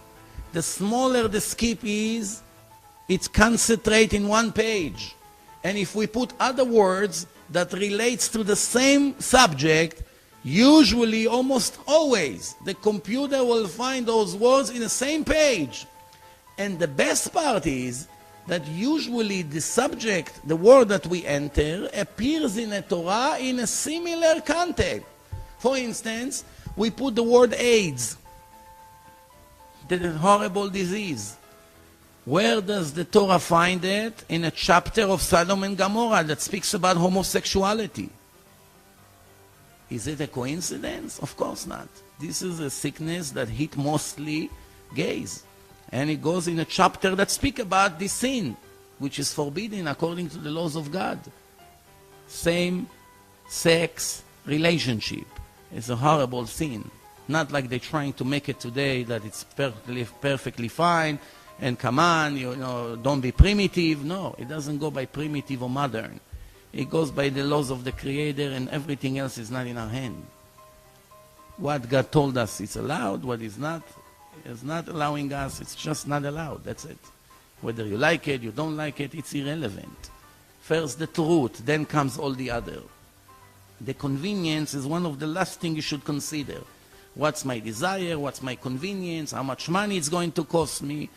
These things comes after. First the truth. What's the word of God? He knows better than me what's good for me. He created me. He knows, he's the manufacturer. He knows better than me what I should do, what I should not do. Why should I listen to my foolish ideas when God told me what's right and what's wrong? Why will I follow my heart and my desires and my hallucinations if the Torah already told me what's recommended and what is not recommended? Well, we're going to speak about this subject in the 3rd chapter of this lecture as I'm entering there right now. So we conclude here, when the subject that we enter to the computer, it usually finds it in the same place in the Torah that speaks, like I gave before an example about the Holocaust. It appears in a chapter that describes a Holocaust. And when we enter more than 50 names of fruits and vegetables and trees, it all appears in the 1st chapter of the Torah that describes the creation of the world. That God created the world in 6 days, and in the 7 days he rested. And from that moment on, he described every day in the creation what God created. And he created Adam with a body, and he put a soul into his nostril. He blew a soul, which is a divine energy, into Adam's nostrils, and he opened up his eyes and he started to talk. And that soul, it's eternal. That soul can never die. It's a spark from God himself, as the Torah describes. The body is disposable, it's temporary. But the soul is eternal, and the soul is sometimes transferred from one body to the other. That's what we call reincarnation, which was proven already scientifically in this generation by the parapsychologist Dr. Raymond Moody, Dr. Elizabeth Kovler-Ross, Dr. Ian Stevenson. Read their books, check, search in the internet about them. Life after life, life after death, the return from the afterlife, and many other, clinical death, hypnotizing people. People are speaking in different languages, in language that they do not know, and they describe different times of life in different bodies, with different names, different identity. That's, obviously, I don't have the time. Go into my website, I have a whole lecture, close to 3 hours, about reincarnation, clinical death, out-of-body experience, hypnotizing people, and many other examples that prove scientifically that life really begins in a time of death. Once the soul exits the body, the real life of a person begins. The question is what God is going to do with him. But we're going to speak about it soon. So remember, do not be fooled by manipulators that tell you, oh, this book has and the other book, because when they came out with this discovery, they checked 130 books, among them the Quran, the New Testament, many other famous books like Moby Dick and A Peace and a War, and many other famous novels. and they did not find any sufficient codes besides few random ones. Nowhere absolutely they found in one page 10 or 20 or sometimes even more than 30 words relates to the same content, the same subject, in the same page, in the same subject in a Torah. Everything combined perfectly.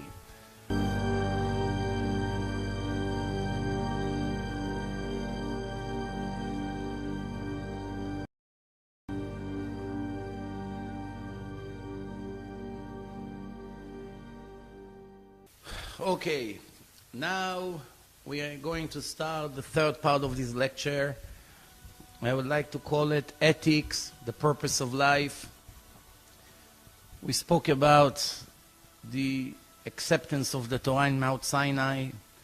We spoke about the difference between Judaism and all the other 80,000 religions and cults. We spoke about scientific proof for the written and the oral Torah. And now we have to speak about the most important thing. To prove, as you can see, it's a matter of 1 or 2 hours, the most intelligent a person is, he doesn't need more proofs.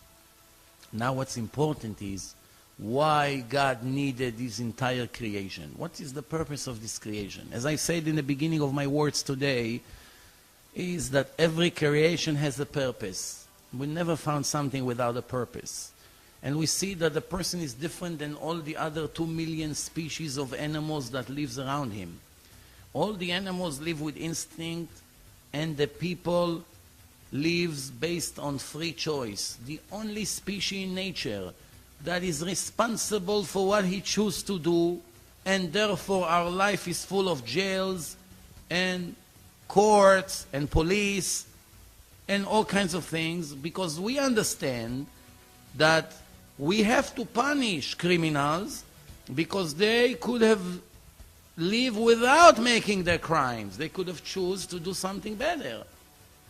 The fact that we punish people, the fact that we have to have a justice system, we don't find any tigers or lions that being accused of murder when they kill the zebra or the deers.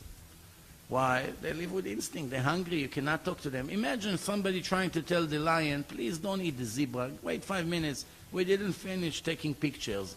Can you give us another 5 minutes? Do you think the lion would agree? There's anybody to talk to? Obviously not.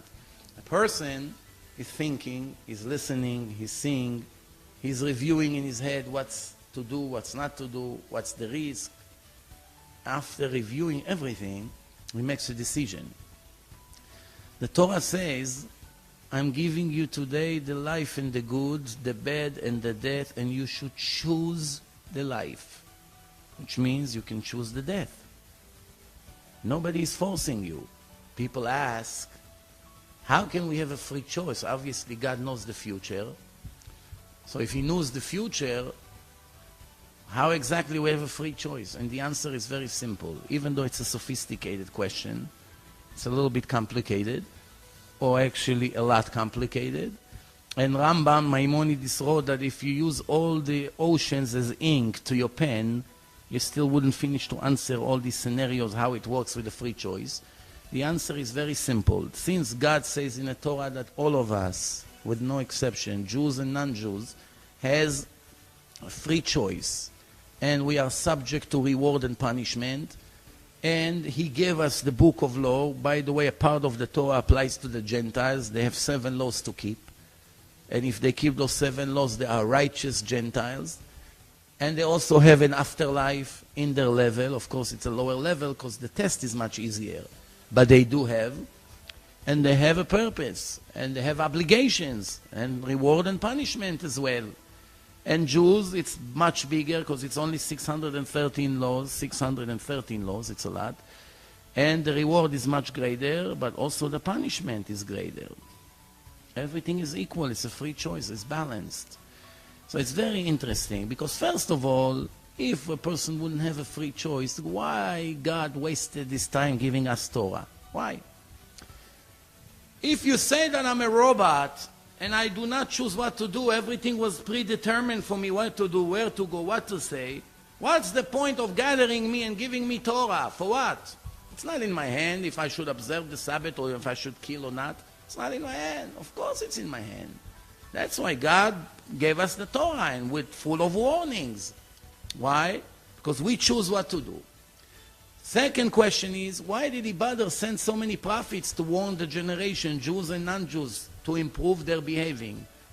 If he moves them with a remote control and they do not choose what to do, what is he, playing games with himself? Why does he need to warn me not to do if it's not in my hand? Of course, obviously, it's 100% in my hand. However, it's still hard to understand. It's not the end of the world. Not everything we could understand. Not everything. The Torah says, my thoughts and your thoughts are not the same, God says. My ways and your ways are not the same. Trying to compare your ways and your thoughts to my ways and my thoughts is like comparing a worm to an eagle. This is an analogy. Try to compare a worm that hardly moves on the ground to an eagle that can go from one side of the world to the other in hours. A person can think about one thing at a time, and he cannot do more than one thing at a time.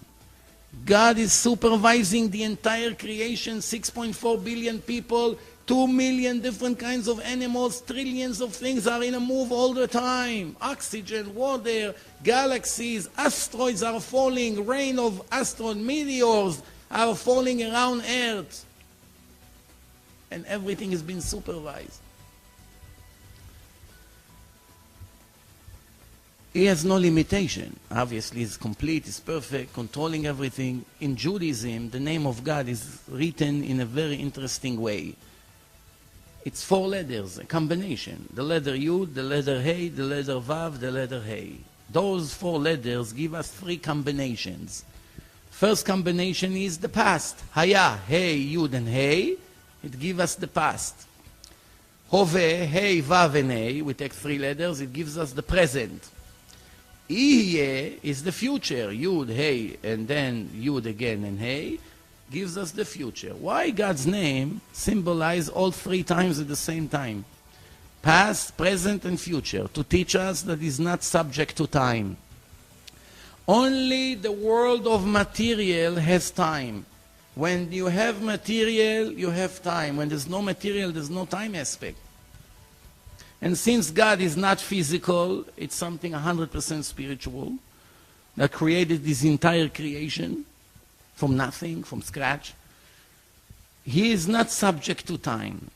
At the same second, when he created the entire creation, and according to Judaism, it's set for 6,000 years, and we are getting now close to the year 6,000, we are 230 years before the end.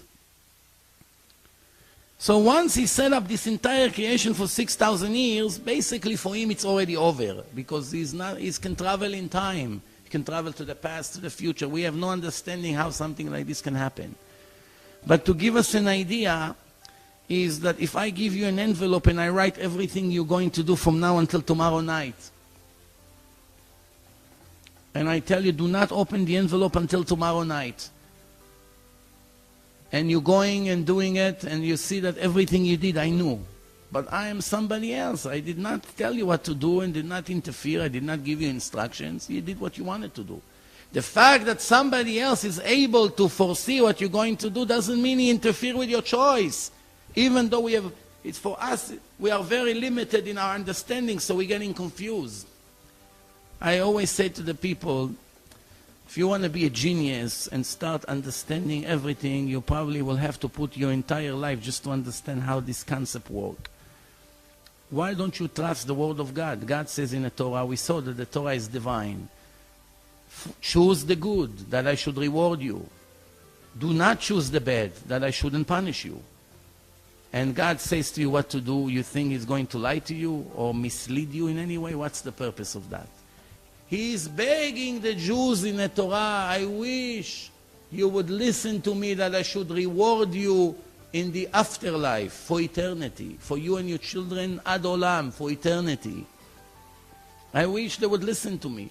I wish there will not be a stubborn nation, and many other examples, that is anxious, really, if I can say this word, if I can use anxious, that the Jews would listen to him and follow his instruction. What for?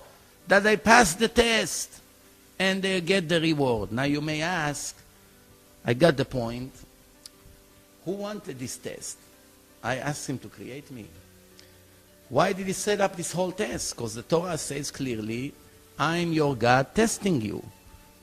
I'm testing you to see what you're going to choose. You're going to listen to me and listen to my commandments and follow them, or you would not. What's the purpose of the test? Comes right after that it should reward you in your end. Now we all see that righteous people do not get in this life any reward before they die. There's no concept here that once you come to the last 5 years of your life, you're beginning to cash out on all your commandments and all your merits. No, we don't find that. As a matter of fact, we saw some righteous people dying with sicknesses, and some very wicked people live to 90, 100, and they die in their sleep. So where is the justice that the Torah is speaking about? The Torah says, I'm the God of justice. Nobody can bribe me. I give everyone exactly what they deserve. In the long run. Now you may ask, okay, so why God needed to create a place of a test? Couldn't He just put our soul in a place that He promised for the afterlife, life of eternity, with all the greatest pleasure, spiritual pleasure? Just put us over there? The answer is the person would not enjoy something he received for free forever. The shame will kill the person. He wouldn't enjoy it. What is it like? You come, you live by me. 1 month, I give you food, clothing, car, credit card. We cook for you. We do your laundry. After a few days, you come and say, can I participate in cleaning? Can I go shopping for you? Can I help you in any way? Why people offer help? Most people are lazy. They want to sleep and enjoy life. Why should they come and work and clean? The answer is because they suffer. Receiving all the time and not giving a little bit in return makes the person suffer. That's the nature of a person in a spiritual way. Shame. So comes the next question. In that case, why God didn't make us different than what we are? He would make us with no shame. No shame. We only wants to receive. Give me more. Unlimited. The answer is, it's impossible. Why? Because He did not create us from nothing. The soul of us, of the people, comes from Him Himself. It's an actual part of God. It's hard for us to understand because we speak in a very high spiritual way. But God put, as the Torah described, that He made Adam and He pushed into his nostril a living soul. We go to the oral Torah. The oral Torah say, the one who blew the soul in, he is apart from Himself. We have God's traits. Even if we want, we couldn't behave different because it's like an integral part from this divine, amazing thing which called God. Now you may say, but how come there's so many things that I don't understand? I would like to know about this and that. There's so many things, there's no way for me to understand. The Torah say, dear Jew, whatever you need to understand to be successful in your life purpose, God gave you permission to know. Whatever you don't understand, that there's no way for you to ever understand in this life, that means it will not benefit you in any way in your test in life, in your purpose of life. No, if any would confuse you more. Everything you need to know, I gave you permission to know and ability to know. Whatever you don't know, don't kill yourself over it. People sometimes focusing on things that are such irrelevant subjects, instead of focusing on the real purpose of life. The Torah answers what's the purpose of life. Let's read. The Torah says, listen Israel, to the laws and the sentences that I'm giving you today. You should learn them. It's not enough just to know that it's on your shelf, like some people think. You should keep them to do. Many people say, Rabbi, I'm religious in my heart. I love God very much. I kiss the mezuzah every day. My grandfather was a rabbi. Yeah, your grandfather is already in heaven. What about you? What do you live for? Do you think you came to this world just to eat and to sleep and to have a female and to go swimming and doing some sport? This is the purpose of life? That's not what the Torah says.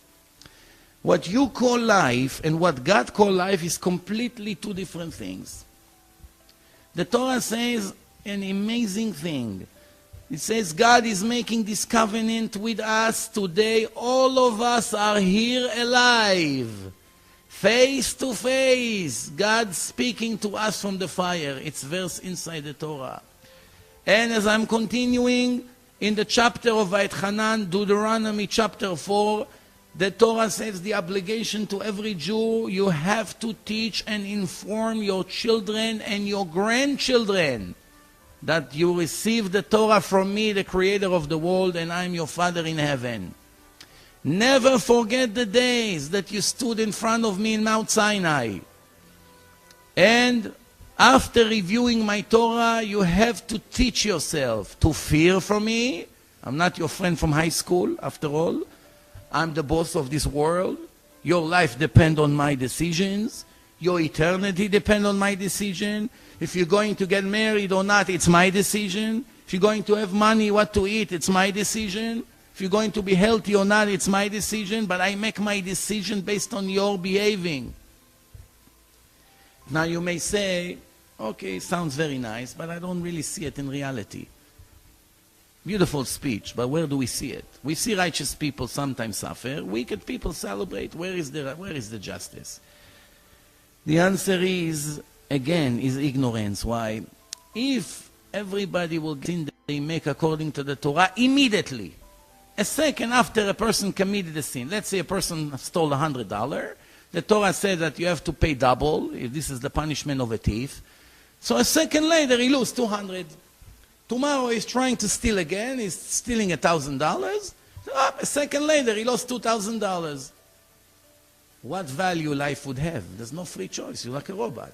Comes the Torah say, here comes the Sabbath. You have to observe the Sabbath. Do not create any fire on the seventh day. A person light fire, boom, explode to death. Second person light fire, light a cigarette on the Sabbath, explode to death. Do you think the third person or anybody else would ever dare to move on the Sabbath? People would stand like this. They were afraid to move. The wife will call his name. Don't talk until tomorrow night when Sabbath is over. Why? I just saw two people who turn on the light or something that they're not supposed to do on the Sabbath. They died right away. There's no free choice. There's no value to this life. A test means you can do whatever you want. In the end, we're going to calculate what I owe you or what you owe me. That's what it means, a test. If the reward and the punishment would be instant, immediate, there would not be any test here. There's no test.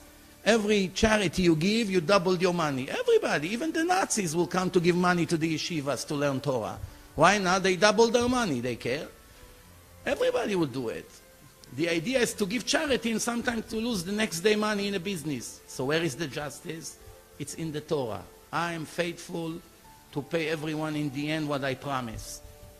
You either trust me or not. That's what the Torah says. So the Torah says, I spoke to you from the fire, you heard my voice, but you did not see an image.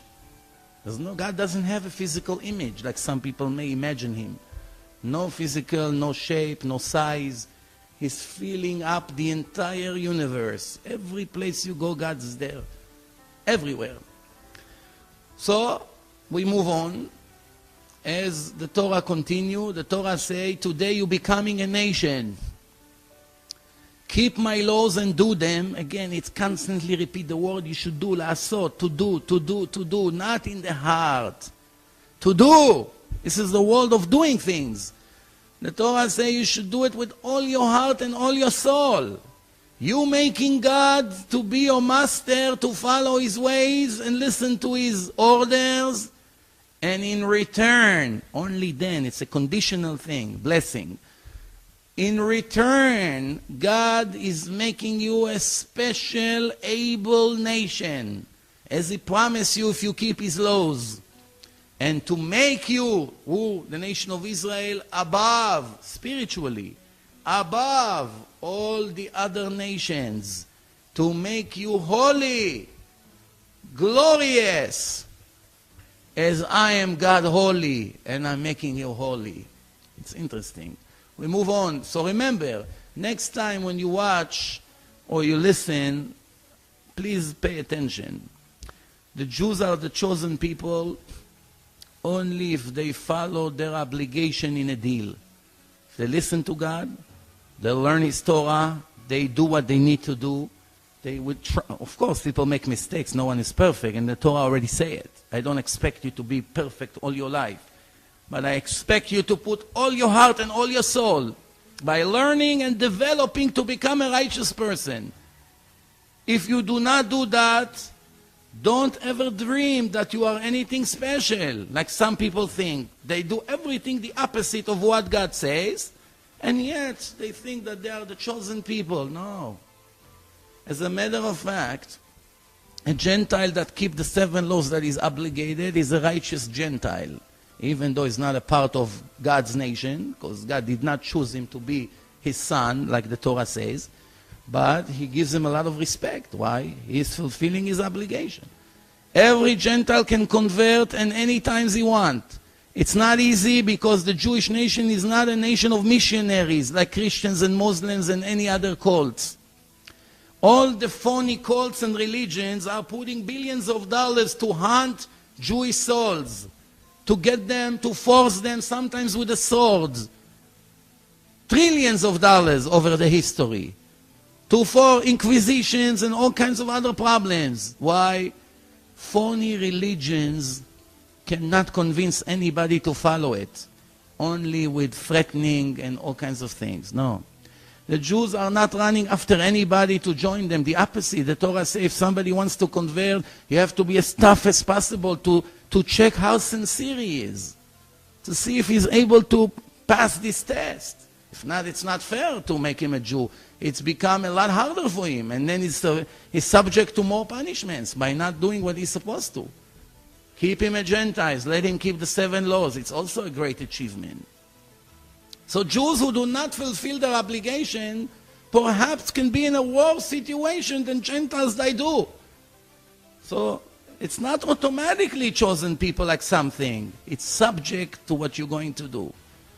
As I move on, the Torah says, this is in chapter Nitzavim, Deuteronomy 30, when you're going to listen to your God and follow His laws that are written in this book of Torah, and return to your God with all your heart and all your soul. This is the mitzvah, this is the commandments of repentance. We're going to make mistake. We always have a chance to repent and ask God to forgive us. That's why we have Yom Kippur once a year, and every day when we pray, any second a person can make repentance. Once he makes repentance, it changes status automatically. Why? He's asking forgiveness. And God is willing to open him a window. Come on, let's start. Let's see how serious you are. So the Torah says, if you repent and return to God with all your heart and all your soul, remember, this Torah that I'm giving you is not so difficult. It's not far away. It's not in heaven that you may say, who is going to go there and get it for us to teach us that we should do? It's not beyond the ocean to say who is going to bring it that we should do. No. It's very close to you. In your mouth, in your heart, to do it. In your mouth is laws that's subject to the mouth. Praying, learning Torah, this is the mouth. In your heart, this is the laws of faith and believing God and trust Him and thinking holy things and not think about bad things. This is in the heart. Where is the evil inclination is in the heart. And the last thing to do, commandments that we do with the hand, like putting tefillin, lulav, etrog, building sukkah, and all kind, making matzah, eating, all these laws. So there are 3 categories.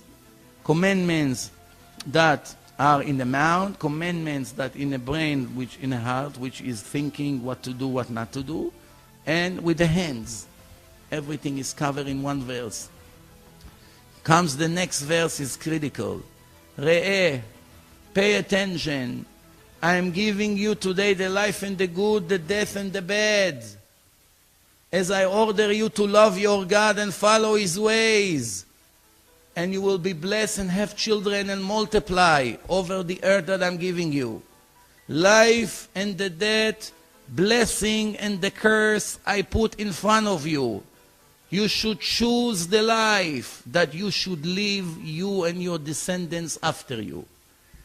I have a very serious question here. We see that from 6.4 billion people, very small minority listening to God and trying to be righteous. Most people don't care about God. Even if they have a problem, sometimes they scream God, but really in real life, they don't care about Him. They're very ungrateful to Him. Some of them claim they don't recognize Him, they don't believe in Him. We see it. The Torah says very clear, no possibility to translate in two different ways, only one explanation.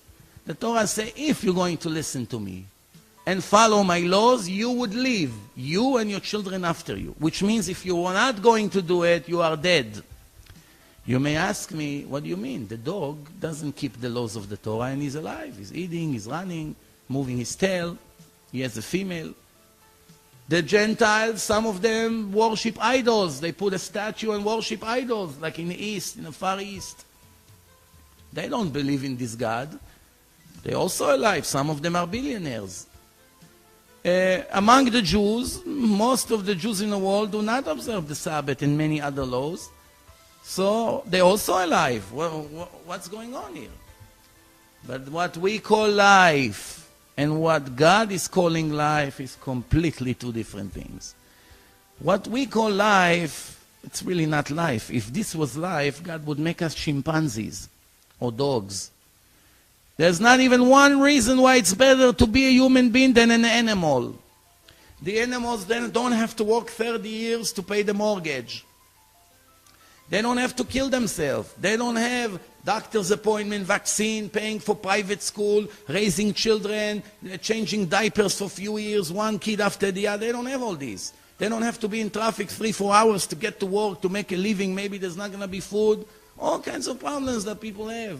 Stress. Did you ever see an animal with white hair? Or getting bald? Never. They don't have stress. They don't have all these symptoms. You saw the lion in the Bronx Zoo is sleeping there for 20 years, enjoying, getting tan. They bring him the food all the way to his mouth. Or in the jungles of Africa. Their life is much easier. They have females as much as they want. They don't have to put a show, buy her a drink, taking her hair, buy her a car, all this phony life. They don't have this. They do whatever they want. No obligation, no threat, no nothing, no Yom Kippur, no you should do, you should not do, everything. So what do we do here? If the purpose of life was just to eat, we could be monkeys. We don't need to be people. If the purpose of life would be to enjoy the physical world, we could be monkeys. If the purpose of life is to have children, like some say, we could be monkeys. If the purpose of life was to enjoy sports, we could be monkeys or fish. It swims better. So what is the purpose of life? The Torah answers this question. The Torah says, "Mutar ha'adam min ha'behema ein." There's no advantage to the human being from the animals whatsoever. Besides the holy divine soul that God gave the person, and that soul is going to be judged in the afterlife. That's it. That's the advantage. You may say, what advantage? You better be a dog. Eat, not worry about the future, nothing. No. The dog doesn't have life of eternity full of pleasures. He lives here, he dies, finished. You have a ticket. You have to materialize the ticket to live life of eternity. You have to understand it's not simple. Every Jew that was born to a Jewish mother, he has a ticket. But in the back of the ticket, there are a list of conditions. What's the list of the conditions? You should do, you should not do, be careful, you should do. I remember once I had a ticket to a place, and I didn't read the instructions on the back of the ticket. So we went there, my wife and I, to the place, and it turns out that it was a very fancy place. It was a very fancy place. And we were dressed not fancy, like black tie, like we were supposed to. And the guy doesn't let us in. And I said, what do you mean? We have tickets. Pay tickets for the tickets. He said, I'm sorry, you didn't follow the instructions in the back. I can't let you in. He turned on his flashlight and showed us. No sneakers, no leather jacket, no this, no that. You have to come in this time. You have to come. A list of instructions, whatever it was. So what do we see? Just that you're born to the Jewish nation doesn't give you nothing yet. You have to sweat for it. Adam la'amal yulad, a person was born to pass the test. Nobody will get you to life of eternity, only yourself. Your children can help you after, but you yourself, it's 100% in your hand. So the Torah says that you and your children would like to live is not talking about the temporary life here. It's talking about eternal life. As a matter of fact, the prophet Ezekiel repeats this concept with words that, if you listen to that, it gives us real goosebumps, you know.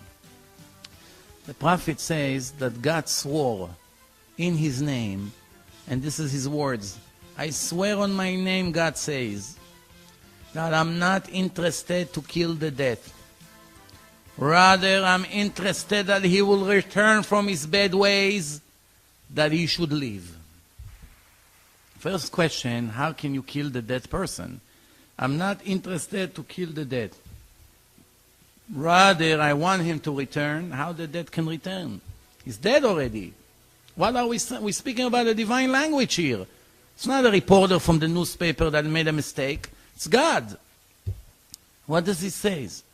I'm not interested to punish the wicked people with all these punishments that I listed in the Torah. I would prefer that they would listen and follow and pass their test, that I should reward them, not punish them.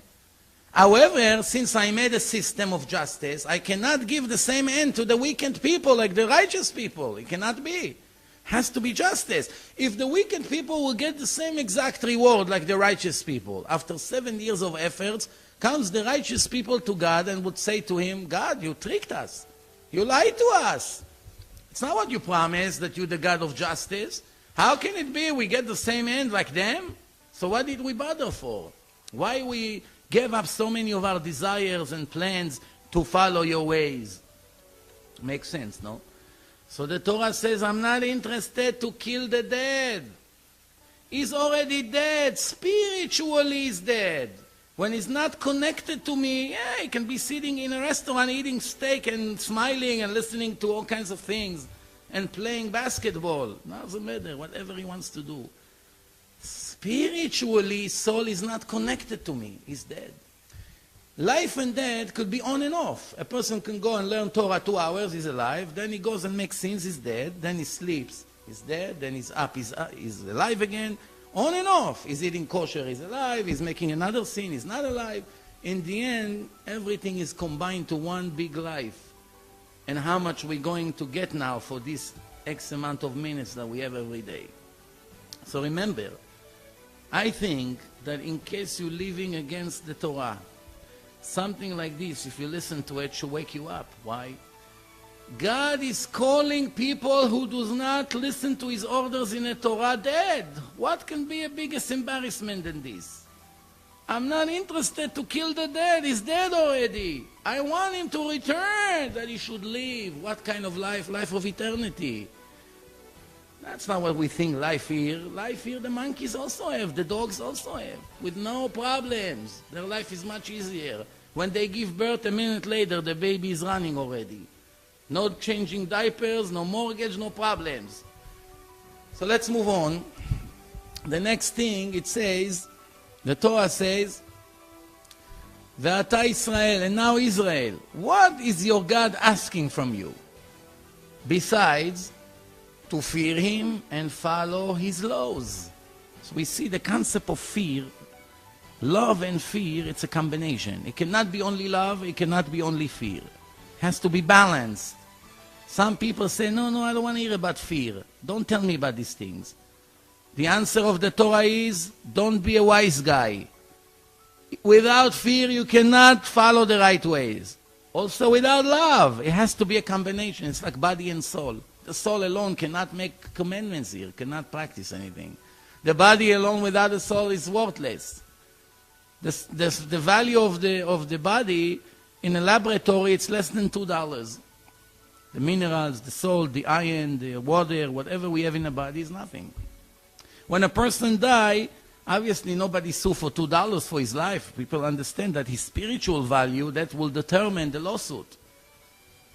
The Torah continues and the Torah says, I torture you Yes, there is a concept of God is giving us hard tests, and sometimes it's hard for us, and we're about to break and give up. And the Torah already told us the outcome. The Torah says, I'm torturing you, I'm giving you hard time. Maybe it's the better way to use, to test you. I'm testing you. No, what's the test? To see what's going to be in your heart. Are you going to be faithful to my commandments or not? So what's the order? I'm giving you hard time. Cannot find a job. The car is stuck in the highway 20 below zero. Problems with the children. You can't get married. You can't find a wife. You don't feel good. You have migraines. Millions of different problems. I'm giving you problems. What's the point of giving you problems? Not because I'm sadistic and sitting here and enjoy like some fools may think. No. It's because it's a part of my test. Why? Would you going to kick and everything and give up, or you going to be strong and follow the instructions? And this is a part of the test. I'm testing you. Only after you perform and prove that you're listening and you are following everything, with good or bad, doesn't matter, then I'm going to perform as well. I am going to reward you in your end for you and your children after you forever. Forever. Forever means eternity. So in case you wonder if you're going to be rewarded after life, the Torah is not a newspaper. The Torah says clearly, after you follow my test, I will reward you forever, forever and ever. Billions of years is not even the beginning. The Torah says if you take all the pleasure of all the righteous people, of all, not only the righteous people, all the people in the creation from the beginning to the end, everybody, billions of people, whatever you can think of, sport, women, money, hobbies, you know, anything you can think of, combined, food, good food, delicious, everything combined, of all the people together, will not be equal to 1 hour of the reward of one righteous person in the next life. Will not be equal. Where does it say it? The Torah says, יפה שעה אחת של קורת רוח, 1 hour of pleasure in the next life, בעולם הבא, in the next life, is more than the entire life on this planet of everyone combined. From this entire world. Can you believe this? And what is going to be the reward? It's hard to know. Why? We have no way to know. We have no tools to understand. The Torah uses a very interesting example. The Torah says righteous people sit in the next world and sucking, enjoying from the greatness of God. It's a spiritual pleasure that there's no way to describe. In this life, when we have here and there some little spiritual pleasure, we feel so great. People are searching for spirituality everywhere. That's peanuts compared to that pleasure. If you read, if you learn Torah, you would know what I'm talking about. And God says, forever and ever. For what? For eating kosher, for keeping the Sabbath, for putting tefillin 5 minutes a day, for praying at least once a day, talking to me when you have a problem, raising your children to be Jewish and follow my ways, and few other things to do. And that's it. It's much easier today to be a Jew with all the technology. It's very easy. All these timers on the Sabbath and the hot rays and all these things. It makes our life a lot easier today. Plus, most of the commandments are not in effect now. It's not relevant now because we don't have the temple. Like 80% of the laws are not relevant to our generation. We're left with much, much limited obligation. And we still do not listen to God. It's hard to believe. And I always say it's not because we are evil or bad. Most of us is because of ignorance. We never read the Torah once in our life. How can we keep? The Torah says, "Ein am haaretz chasid." No ignorant can become righteous. It never happened and it will never happen, ever. As I continue, the Torah says, you should know in your heart the same way a father, he's strict with his son, This is how your God is strict with you. Out of love, not out of revenge or being sadistic, God forbid.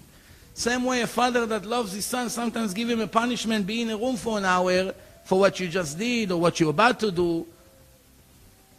It's because he loves him. He doesn't want to see the boy sitting in a room and crying. It's an educational punishment. It's to push you to the right direction, God says. Be very careful that you should never forget the days that you received this Torah from me. It repeats constantly, almost in every chapter. Now come people and say, okay, Rabbi, I really want to be more observant and more religious. But you know, there's so much to do. And I have businesses, I open on a Sabbath, and you know, how I'm going to make a living, my business is not kosher, I'm a cheater, I'm stealing, I'm a salesman, I cheat my customers, I sell not kosher, I'm full of baloney. How exactly I'm going to be righteous? First of all, it's a process. Nobody became Moses overnight. And God knows it, and the Torah says, open me the size of the needle, and I'll open you the whole world. And the Torah says, I am supervising you, and I'm feeding you, and everything you have comes from me, so what do you worry? Trust me. Same thing when he gave them bread from heaven, he told them, do not keep for tomorrow. Eat today everything I gave you, tomorrow I'll still take care of you. Some of them did not believe God. They saved, they put in a jars away for tomorrow. What happened, the Torah says? It all became full of worms.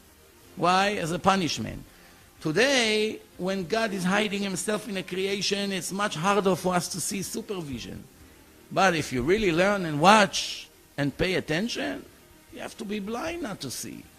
And not only that, the Torah says, ועשית הישר והטוב בעיני השם. You should do the good and the decent in the eyes of your God, that you should be later be benefit from it.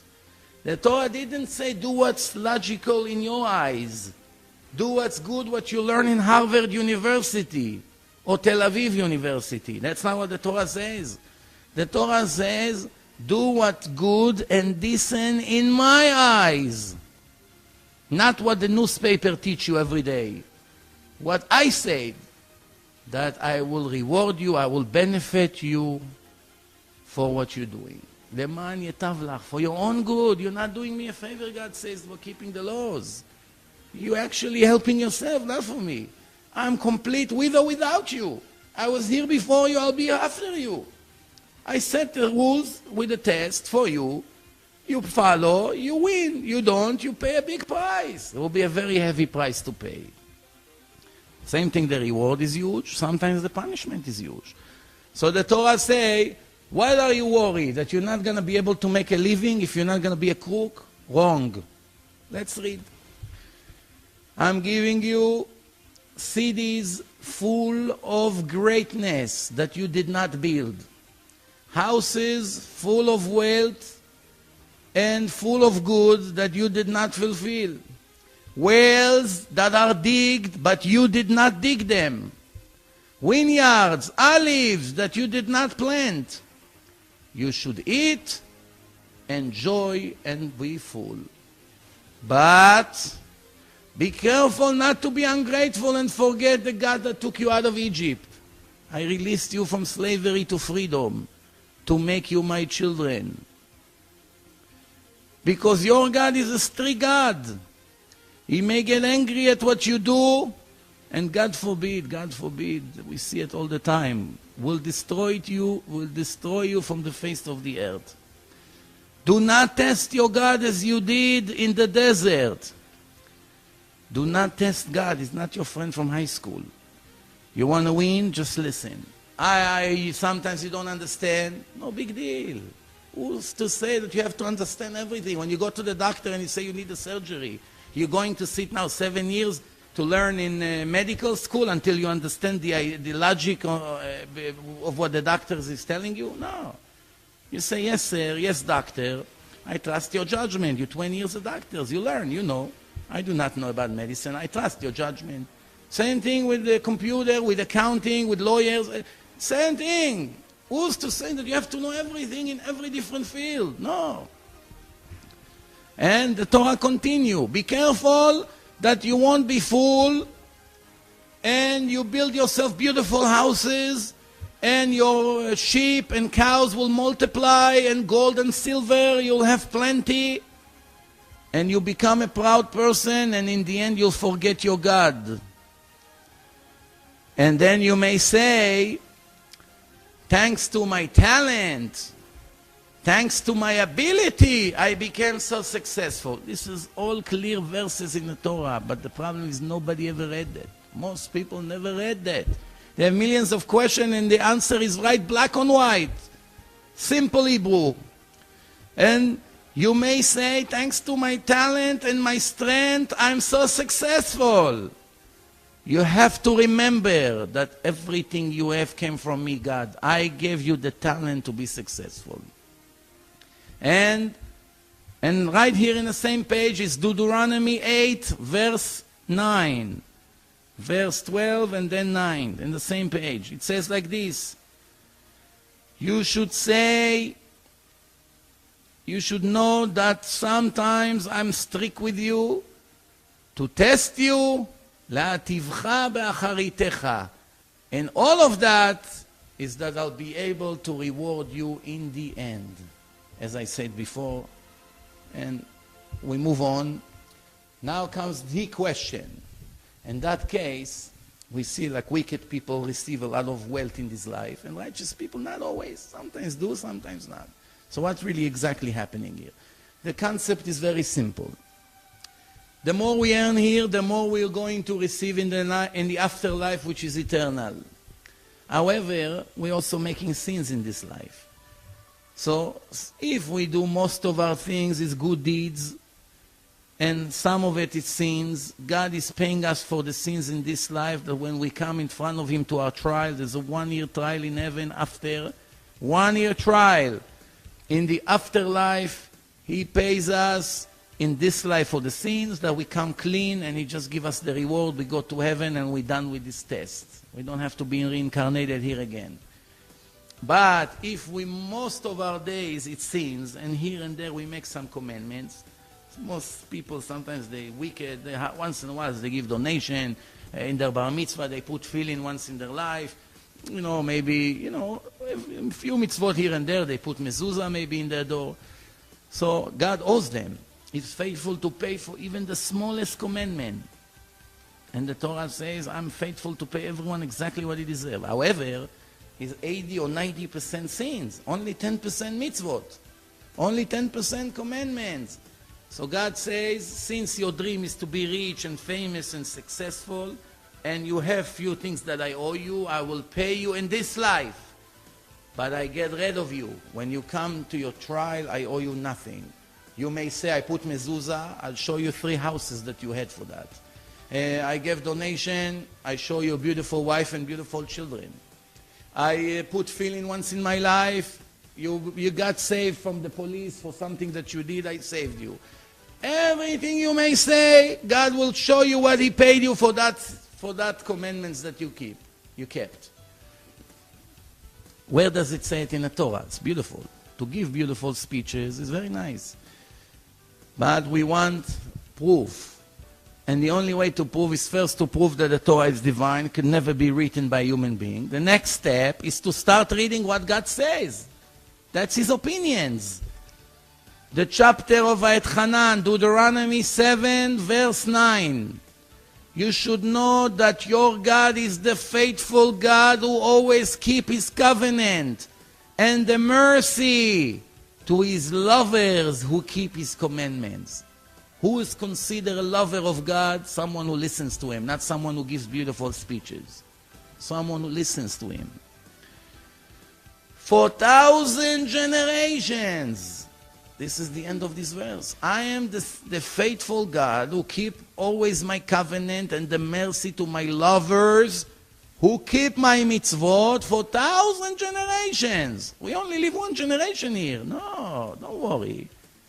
The soul lives in a body 1 generation. Once the soul exits the body, I take it up there to the spiritual worlds. There's life of eternity, and that's where the reward's going to be. And what comes right after that? Shocking.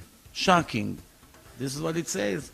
And paying my haters cash to their face to get rid of them. I will not delay their payment. I will pay them cash to their face. This is right here, Deuteronomy 7, chapter 9. Open the Bible now and read. Don't have to believe me. Let's conclude that in case you did not understand. If you're mostly righteous and you make some sins, I'll make you suffer for those sins here and there. You lose here, you lose a deal. Sometimes you lost your house. Sometimes it was hard with the children, hard with work, traffic, problems, some sicknesses. But I cleaned you up from all your sins. You're done. Now you come, I owe you eternity. But if you mainly 90% sins, or 95 or 99%, you do some good things in your life, I collect everything and I paid you for that in this life. But remember, the reward was 10, 20, 30 or 40 years and that's it. It's a blink of the eye before you realize it will be over all this illusion. But when you come there, 1 year trial. In the trial, the Torah says you're going to see your entire life. From the minute you crawl on a rug as a baby until the moment you died. Every thought, every scenario, everything is going to be reviewed for good or for bad. And then there's a verdict with a reward or punishment. Depends what you deserve. Once you come there, you may complain. I did this, I did that. I'm going to show you that I paid you for everything. But you have no share to the world to come. You lost it. God forbid. Sometimes it's so painful in the heart to see for such stupid things. People are going to lose so much. And it all is a result of ignorance. Not evilness, no. Ignorance. That's our job. Everyone who can educate the Jews to wake up from their dream, from the world of illusion, it's an obligation. It's not a choice anymore. It's like standing on a road and think somebody is about to die. Wouldn't you jump to pull him, to save him from a car hitting him? The Torah continues. I am the faithful God who does not receive a bribe and give everyone exactly what he deserves. Do not move from the way that I order you. If you're going to listen to me, I am going to fight for you against your enemies. Why don't you believe it what I promise? Deuteronomy 1, verse 29 to 32. And another page. Since I made you a holy nation, no racism, no discrimination. Do not get the wrong impression. I made you special from all the other nations. I gave you a new mission in life until the acceptance of the Torah in Mount Sinai. You had only 7 laws to keep like the rest of the Gentiles. Now I made a covenant, an eternal covenant with you, which I promised Abraham, Isaac, and Jacob that I will benefit their children after them, not because you're righteous, because of your fathers. You got lucky that I owed your fathers this for them being faithful and righteous to me, and I promised them that I will never leave their children after. Never. Like the Christian thought that maybe God gave up on the Jews and gave somebody else the mission. No. It's clearly inside the Torah that God promised, I will never replace to Jacob. I will never replace your descendants with any other nation. So I don't know what got into their mind. How can they ignore clear verses in so many different places? But besides that, because of that, the Torah says, I do not allow you to marry any other people besides the Jewish nation. She may be a beautiful girl with a heart of gold, decent, with great manners, from a good family, and sometimes even wealthy. Everything is perfect. She'll be a perfect wife. It doesn't matter. It's irrelevant. It's not my choice. Whether she's good or not, it doesn't matter. I'm not allowed. If a person made those laws, then he's a racist. It could be Adolf Hitler. What's the difference? Who's to say which person is better than the other, who can marry, who cannot marry? Of course, it's racism. But when the manufacturer of all people say, you cannot be with them, this is one league and this is a different league. I just do not allow you. And it's clearly, where does it say it, in case you wonder? It's right here, and also in Deuteronomy. Do not make a covenant with them. Do not marry their daughters. Do not marry their son. Because you are a holy nation. Your God chose you from all the nation to be a special nation. You are less than all the nations, not because you are more than all the nations. You are the smallest nation. This was written 3,320 years. He was right, apparently. There's only 13.2 million Jews in the world. That's it. We started in the same generation like the Chinese people. 4,200 years after the flood that destroyed the whole world and kept Noah with his 3 sons and their wives in the ark. When they came out of the ark, the world restarted again. We should have been just as much as the Chinese and even more, because the Jews have no restriction on birth like they have in China, 1 kid only. We are only 13.2 million and they are close to 2 billion. Intermarriage, assimilation, all kinds of death because of the punishments that God gave us, brought us to be the smallest nation in history. Even today, the smallest nation in the whole world. And God says,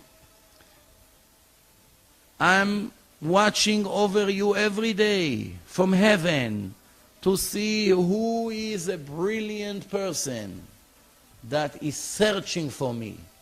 Who is a brilliant person in the eyes of God? Not somebody who went to Columbia or Yale or Harvard. No. They also could be clever people and with education. I'm not saying no. But that's not what God called intelligence. And real intelligence, something that has blessing in it, means I'm searching for you, God. Like King David, read the entire Psalms. Half of it is only searching for God. Show me your way. Help me to be close to you. Show me my purpose in life. Show me never to upset you, never to be ungrateful, and many examples. So, it's all verses. Once you read, it's very clear. I want to tell you before we finish something that will make us think. You know, the Torah says that when a person died, the main problem in the afterlife, before we're talking about the physical punishment, you may ask me, how can it be physical punishment if the soul went up and the body went to the grave? The body didn't go to the heaven, to the upper world. The answer is, it's exactly like in a dream, a simulation. Same thing a person can dream. The longest dream, the scientist says, is 9 seconds. Some say a minute. It doesn't matter. It's a very short period of time, the dream. Sometimes a person wakes up from a horrible dream and he describes to his wife 6 months of suffering. I was in the ocean, they took me, they put me in prison, they were beating me up every day, and I didn't have food, I was starving, I was crying, I was sick, I went to the hospital. And then the wife said, what do you mean? You're only sleeping 5 minutes. How in a minute or two that you fell asleep, you're already telling me a 6-month story with details and conversations that you had with the doctors and what you did in a boat and with people and while you were in a prison. How does it fit in 1 or 2 minutes? Because it's the soul, not the body. The soul is not limited to time. Once the soul goes out of the body, like in a dream, a part of it goes up. That's the Torah teaching us. God can do anything He wants with that soul. If He wants the soul to feel 1,000,000 years, the soul feel 1,000,000 years. So the punishment, in case you wonder how is it possible, physical punishment, is exactly like the feeling in a dream. If a person feels he's burning in a dream, 100%. He feels it actual. It takes hours, Then later when he comes back to reality, he finds out that it was all a dream, but in the middle of the dream, it was 100% suffering. So there's no question, how can it be physical punishments? It's 100%. Like the F-16 pilots, they go into a special assimilation. When they comes out, they sweat, their face is red, they can hardly hold the helmet. Why? They're only sitting in an electronic device there and move like this, and it wasn't really a plane. It's 100%. You should see how they come out. It's called assimilation. Simulation. You know, so the Torah said that the main punishment of a person is the embarrassment. That the person see what he did and he realize what a shame. I once heard a beautiful analogy. Is sometimes a person comes to make a scene and he sees a goy, a non-Jew runs next to him. How are you doing? As soon as he saw him, he doesn't feel comfortable of making the scene. Sometimes he comes to make a scene, he see a little kid, 2 years old. Go to mommy, don't stare at me, go. The kid doesn't want to move. The person goes away, doesn't make the scene. Sometimes a person comes to make a scene and the dog is staring at him. And he's trying to push the dog away from the room, but the dog doesn't want to move. So he tells his girlfriend, okay, let's go. I cannot make a scene in front of this dog here. I'll come in another time. This is the story, what we learn from it. After 120 years that we will be forced to leave this world, it's not up to us. We have to know one thing. We come in front of God. He's going to ask each one of us, am I worse than a dog in your eyes? Tell me. I fed you for 70, 80 years. I took care of all your needs. I married you. I gave you children. I saved you from hundreds of thousands of tragedies. Everything you had, your car, your house, your telephone, your clothing, your food, everything I gave you. What did I ask from you? To keep few laws a day? To be a decent person? Not to be a thief? To rest one day on a Sabbath? To make it holy? To pray a little bit? To talk to me? To learn my Torah? What did I ask from you? When you went to make a scene in front of the dog, you couldn't do it. You were embarrassed from the dog. What about me? Didn't you read in the Torah that the Torah said there's an eye who watch over you? There's a ear who listens to you? And everything you do has been registered in a book of God. Didn't you see that? I'm worse than a dog? You didn't see that I'm watching what you do, everything behind the doors, in hidden rooms? What are we going to say? Where are we going to hide from the embarrassment? It's horrible. The shame you can see in this life, that is the worst punishment. A person will give any physical pain in order for him to save 1 minute of embarrassment. I'll give you an example. I'm sure you saw once in your life at least a boxing match. 2 boxers hit one another. Usually one is falling and the other one is winning. It's called a knockout. What happened always to the boxer who loses? Once he falls on the floor, the referee counts until 10, and the fight is over, and there's a winner. He made a lot of money, he became the champ. What happened to the loser always? Pay attention next time if you watch. First thing he's trying to do is to grab the rope, climb back on his feet, and wave to the crowd. Wow, why? He's suffering horrible physical pain. His head is pounding, his back is breaking, can hardly see anything. He hears screaming noise. In 1 hour we're going to find that he died in a hospital, which happens occasionally. What was on his mind is only one thing: to avoid the 1 minute embarrassment. That's why he was doing everything he can to wave to the crowd. I am still standing. I wasn't defeated. Here I am. I'm still alive. I didn't lose by a lot. He did not knock me out. To save the 1 minute embarrassment, is willing to suffer for the rest of his life with his physical damage or the pain that he's having right now. It's irrelevant. Let me just prevent the embarrassment. The rest I don't care. We see it all the time. And the next life, the real punishment is the embarrassment, because that's it. It's not the world of lies like here. You can lie as much as you want and you get away with that. No. Over there, it's all going to be displayed. There's no way to run. Read the Torah, learn. I did not write it. People are running after money. They give everything they can. I once gave this story about a person that 70 years, he made a lot of money, and he made $100 million. He's 70 years old right now. 70 years old. And after 70 years, he's dead, he's sick. After 70 years, he is sick with cancer in a hospital. There's no cure for his disease. Comes a doctor, show him a little bottle and say, hey, I have the solution for your problem. I can cure you right away and get you out of the hospital tomorrow. See this bottle, it cost me $1 to make it.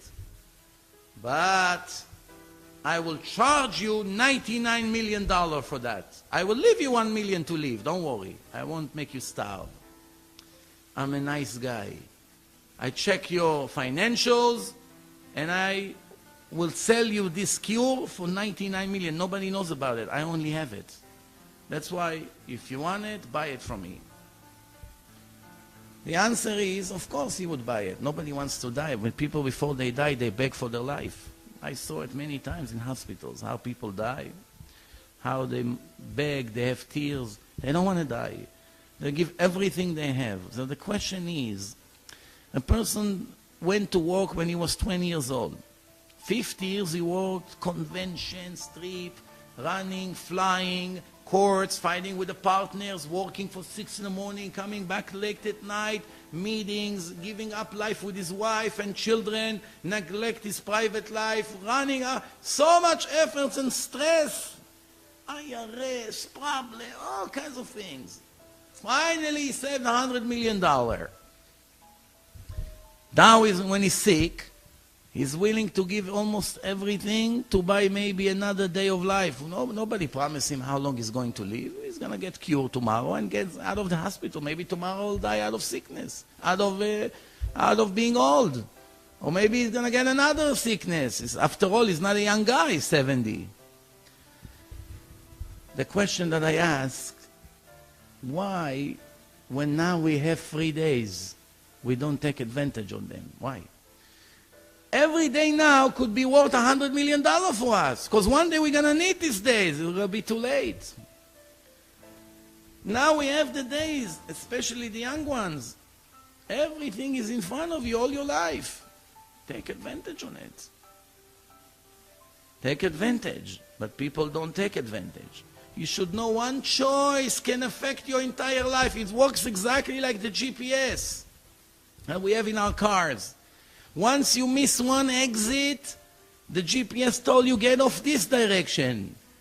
It recalculates and everything in your future change. The highways change, the exits change, going in different places. It could be more traffic, it could be a lot harder. Yes, of course. You are 20 years old, you have a choice. You have a beautiful young girl, but no fear from God. She's not righteous. She's 20, you want to marry her, and you have a girl that is not so beautiful, but very righteous. You chose the beauty, you ignore the righteousness, you chose the beauty, your life will never be the same.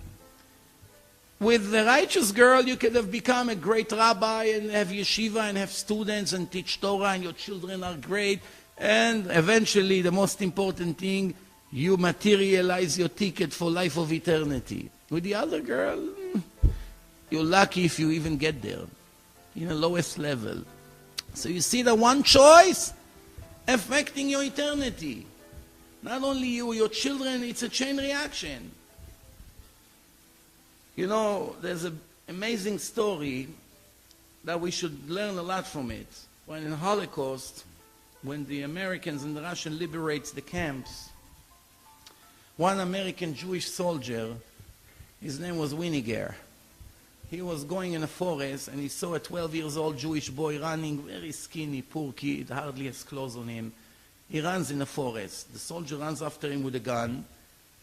And he saw that the boy is digging under a tree and he's taking out a menorah, a Hanukkah menorah, a silver one. I was afraid maybe he's pulling out a gun or something to shoot at him, so he was nervous. Once he saw that it's only a menorah, the soldier called him and said, "Don't worry, I'm not going to hurt you. I'm also a Jew. I'm a Jew from America, from New York. I'm a soldier." So once the boy felt comfortable with him, the boy started to cry. "I lost my father, and I don't know what happened to my mother. They took her away, and probably she's also dead. I'm alone here. I don't have nowhere to go. I don't know what to do. This is the only thing I have left for my family, this menorah. It's been going on in our family for 200 years, from generation to generation. I was able to hide it here before they took it." So the American soldier felt so bad for this boy. It's a true story. It happens here, right after the Holocaust. He said, "Don't worry, I'll take you with me to New York. I'll adopt you. I'll try to help you as much as I can." He took him with him to New York. He brought this menorah with him. That's all he has in his life. That's it, one silver menorah, antique, from 200 years ago. Once he lived by his house here in New York, one day, these Winiger friends worked for the Museum of Art in New York. He came to pay a visit. As soon as he saw that menorah, he realized right away it's a treasure. And he asked him, where did you get this silver menorah? It's a very famous antique thing. He told him it belongs to this boy. He turned to the boy and said, I'm giving you a check, $50,000 for this menorah. You know, this is 60 years ago. It's like $2 million today, if you calculate. For this menorah, to sell it to the museum. A very big test. 12 and a half years old. Has nothing in his life, no parents, no family, not a penny. Hardly, he doesn't even speak English. He just came to America. Opportunity to become a millionaire overnight. What's the big deal? He sells the menorah. No, he says, this is as an honor to my father and mother's memory. I give up the money. He doesn't want to sell. The guy cannot believe. Bargains with him, maybe give him more. He doesn't want the boy to hear. Don't continue, I'm not selling it. Okay, the guy got disappointed and left. A few days later, Hanukkah came. A few weeks later, Hanukkah came. In the middle of Hanukkah, the boy is very excited. They put the menorah by the window. He puts oil. He's making the bracha and praying to God. This is reminding him of his parents. In the second or the third days of Hanukkah, somebody knocks on the door. Winiger opened the door, yes. I'm sorry, I can't help it. I was passing by and I saw this beautiful menorah you have by the window and it reminds me Germany. Can I take a look at that if you don't mind? A Jewish woman, European accent. He let her in, she comes to the menorah, she's holding it, she's crying, she's all shivering. What happened, man? You okay? Where did you get this menorah from? It used to be mine in Germany. As she speaks, the little boy comes out of the room, almost fainted to see his mother. What got him back to his mother? That he respected their parents. God said, you know what? You deserve to get your mother back. Maybe it wasn't my plan, but now you get it back. Who knows how his life would be without that choice that he picked. He made the right choice. And in the end, he got a result from it. I don't have to tell you, try to imagine this exciting moment. In a world with billions of people, where will he find his mother? After Germany, he was sure she's dead. He wouldn't even look for her. And all of a sudden, he comes to New York, he puts this menorah by the window, the mother passed by, supervision of God to seize and get her child back. There are many stories, there are books like this about amazing stories like this that we can learn a lot from this. You know, there's Rabbi Silver from Cincinnati. You see, one Shabbat, somebody comes to his synagogue on Sabbath and puts a yarmulke on his head. He's not religious. He knows how to pray. He knows everything. He even speaks Yiddish, but he's not religious. So the rabbi comes to him and says, how can it be? You know all the laws, but you're not keeping anything? He said, no, I'm done with God. Forget it. I don't want to hear. So the rabbi told him, why? Why you speak like this? What's the problem? He said, if you would see what I saw in the Holocaust, Rabbi, you also wouldn't be religious. We hear it. The rabbi said, what did you hear? What did you see? He said, you see, we were standing 17 hours. The Nazis would make us stand 17 hours from morning to night when they didn't have what to do with us. We were very skinny. We had one piece of bread. We're standing like this. And some of us are fainting. They shoot. You move a little bit, they shoot. You're not allowed to look. Horrible days. One time my friend behind me say, Fischel, it's 5 minutes before sunset. Soon it's going to get dark. So I say to him, what do I care now? It's getting dark. So we didn't put the feeling all day. In 5 minutes we won't be able to do it. This is the level that we were at. I was very religious, he says. He said, but I tell you why I left everything. We had one guy in a camp that had one pair of tefillin. Nobody were able to smuggle a pear. Only that guy was able to get it. And he found that he's the only one who has. And he made a business out of it. You have to give him something, a potato, a piece of bread, a cigarette, something. If not, he doesn't let you put the tefillin. 5 in the morning when it's freezing, we're getting up, going out, risking our life every morning to put the tefillin on. You understand what we're talking here about? If the Nazis guard come and see us, he shoots all of us, he kills us. Life risk. Well, we didn't give up. So there was the line, people standing on line to put. Everybody gives him something and he let him put. One old person came and said, I'm sorry, I gave you everything I had. I don't have what to give you anymore. Please, let me put. Please, don't make me lose it. All my life I didn't waste a day. I didn't lose a day. The guy told him, I'm very sorry, it's strictly business. No payment, no tefillin. I was standing there watching this. At that moment I got so angry. And I say, you know what? If religion is all about business, I'm done with this. I don't want anything to do with this. That's his words to Rabbi Silver on that Sabbath there. Rabbi Silver told him, your ears should listen to your foolish mouth. Hundreds of Jews gave the last thing they had in their life in this world. Piece of bread, potatoes, cigarettes, sweater, whatever they had, they gave to put tefillin, not to miss the day. Hundreds of righteous Jews were standing over there not to miss one commandment. You did not learn anything from them. Finally, one wicked Jew, you learn everything from him. Who are you telling stories? It's all excuses. Guess what happened from this moment? The guy opened up his eyes and started to cry. He's crying non-stop. You realize what just happened? So, Rabbi, you're right. It's all excuses. I messed up my whole life. The rabbi told him, it's not late, my friend. As long as a person is alive and breathing, he can still make repentance. Yes, he lost many years of reward, but he can open a new page with God. Maybe sometimes a person makes repentance, he's going to have a chance to be reincarnated to a better life in a different body and start from the beginning. What got him that second chance is the repentance he made before he died. Once he died, it's too late. There's no more repentance. No more tshuva. The Torah says, "Bederech she'adam rotze lilech molichim oto." In a way that a person chooses to walk through, God is walking him there. You want to be righteous, God is helping you. You want to be a murderer, God is helping you. When you go to kill your victim, who gave you the talent to aim and to shoot, to get the gun, to run from the police, to hide, all these things? Who helped you to move every second?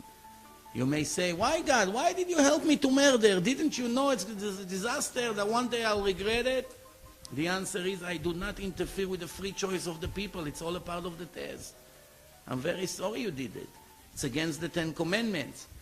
But what can I do? What can I do? The Torah says, Ish ba'ar lo yeda. An ignorant will never know. Uksi lo yavin et zot. And a foolish person will never understand. Bifroach reshaim kmo esev, that the wicked people popping up from everywhere like grass, like weeds. They popping everywhere. Vayatzitzu kol po'alei ha'aven. All the wicked people are popping, they're controlling, they're in charge of everything. In the media, in the politics, and they're famous everywhere you go. You see plenty of them. Until you see one righteous person, it's very difficult. Bifroach reshaim kmo esev, like weeds. What's the end of the sentence? Lehishamdam adead. Moment before I destroy them and cut them permanently, I let them rise. I owe them, what can I do? I have to pay them before. You know, we have to understand what's going on here. The Torah says, I'm not interested to kill the dead. He's dead already spiritually, what's the point? Please help me not to do what the Torah warned. No. Make repentance, save me the punishment, save me all this pain and agony. just before we finished,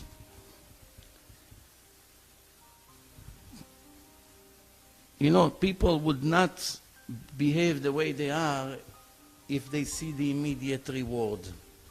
But then it wouldn't be a test. One person, Reuven, told his friend Shimon, do me a favor, take this bag full of diamonds, go all the way climbing a mountain, it's very hot outside and humid, do me this favor, take it to my friend Joseph, he's over there in the mountain, and give it to him, and I will really appreciate it. So he takes the bag, he begins to walk. After 10 minutes, he's sweating, his back is breaking. Wow, what did I do? Why did I agree? Why do I always volunteer to these kinds of missions? He's eating his heart. Now, the guy, Reuven, that sends him on a mission, is watching him with his binoculars this whole time, and he's laughing. Look at him. He's very upset.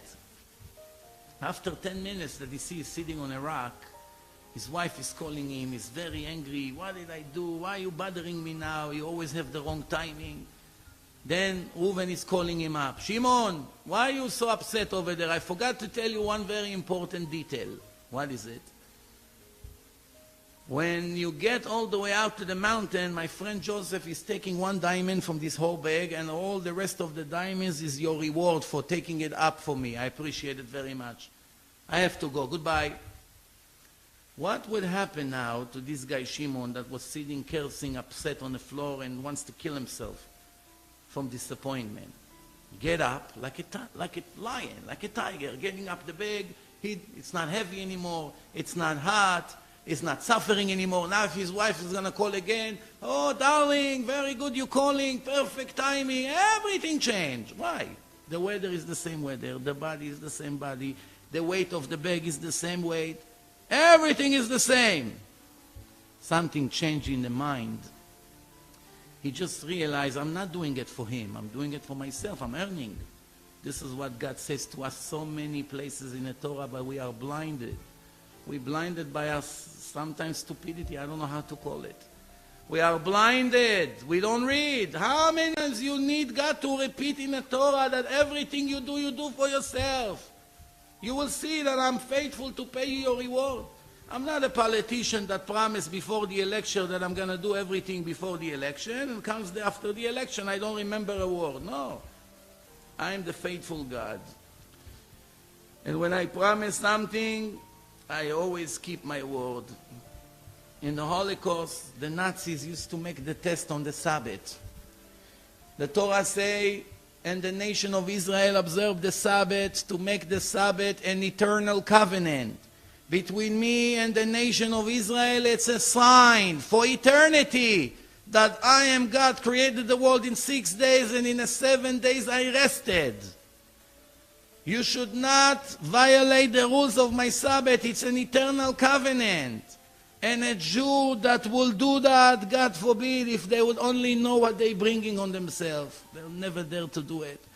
And if a Jew would only know, ignorance is very, very painful price. The Torah say, someone who cut himself out of my Torah by not keeping my Sabbath, actually cut himself out of Judaism. Why? That's the foundation of all Judaism, the Sabbath. This is the eternal covenant. It's a special day for me. It's a holiday. It's a rest from this world and going to the spiritual world. And God says, and that soul is been cut. God forbid, I'm scared even to say it. Is been cut out of my nation permanently. Read, it's inside the Torah 12 times, more than anything else, besides loving the converts. Almost everything else, 12 different times it repeats. Do not dare to violate the Sabbath. If person review the 10 commandments, is go from the most important to the least important. The first one, I am the God that took you out of Egypt. The second one, you should not have any other God. The third one, do not swear and lie in the name of God.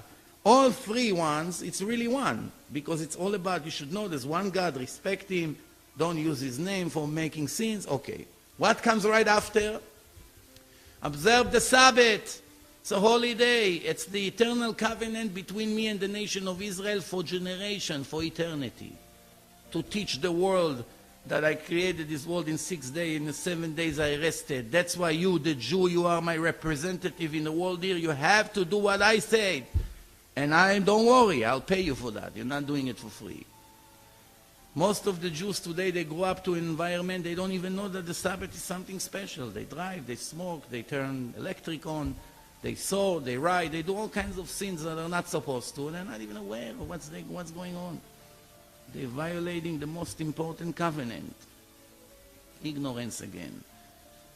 In the time of the Holocaust, the Nazis make the trials on the Sabbath to humiliate the Jews as much as possible. And one time they brought a woman, they blame her that she gave bread to somebody beyond the fence. She threw a loaf of bread, and the soldiers caught her and brought her to trial. The judge is a Jew.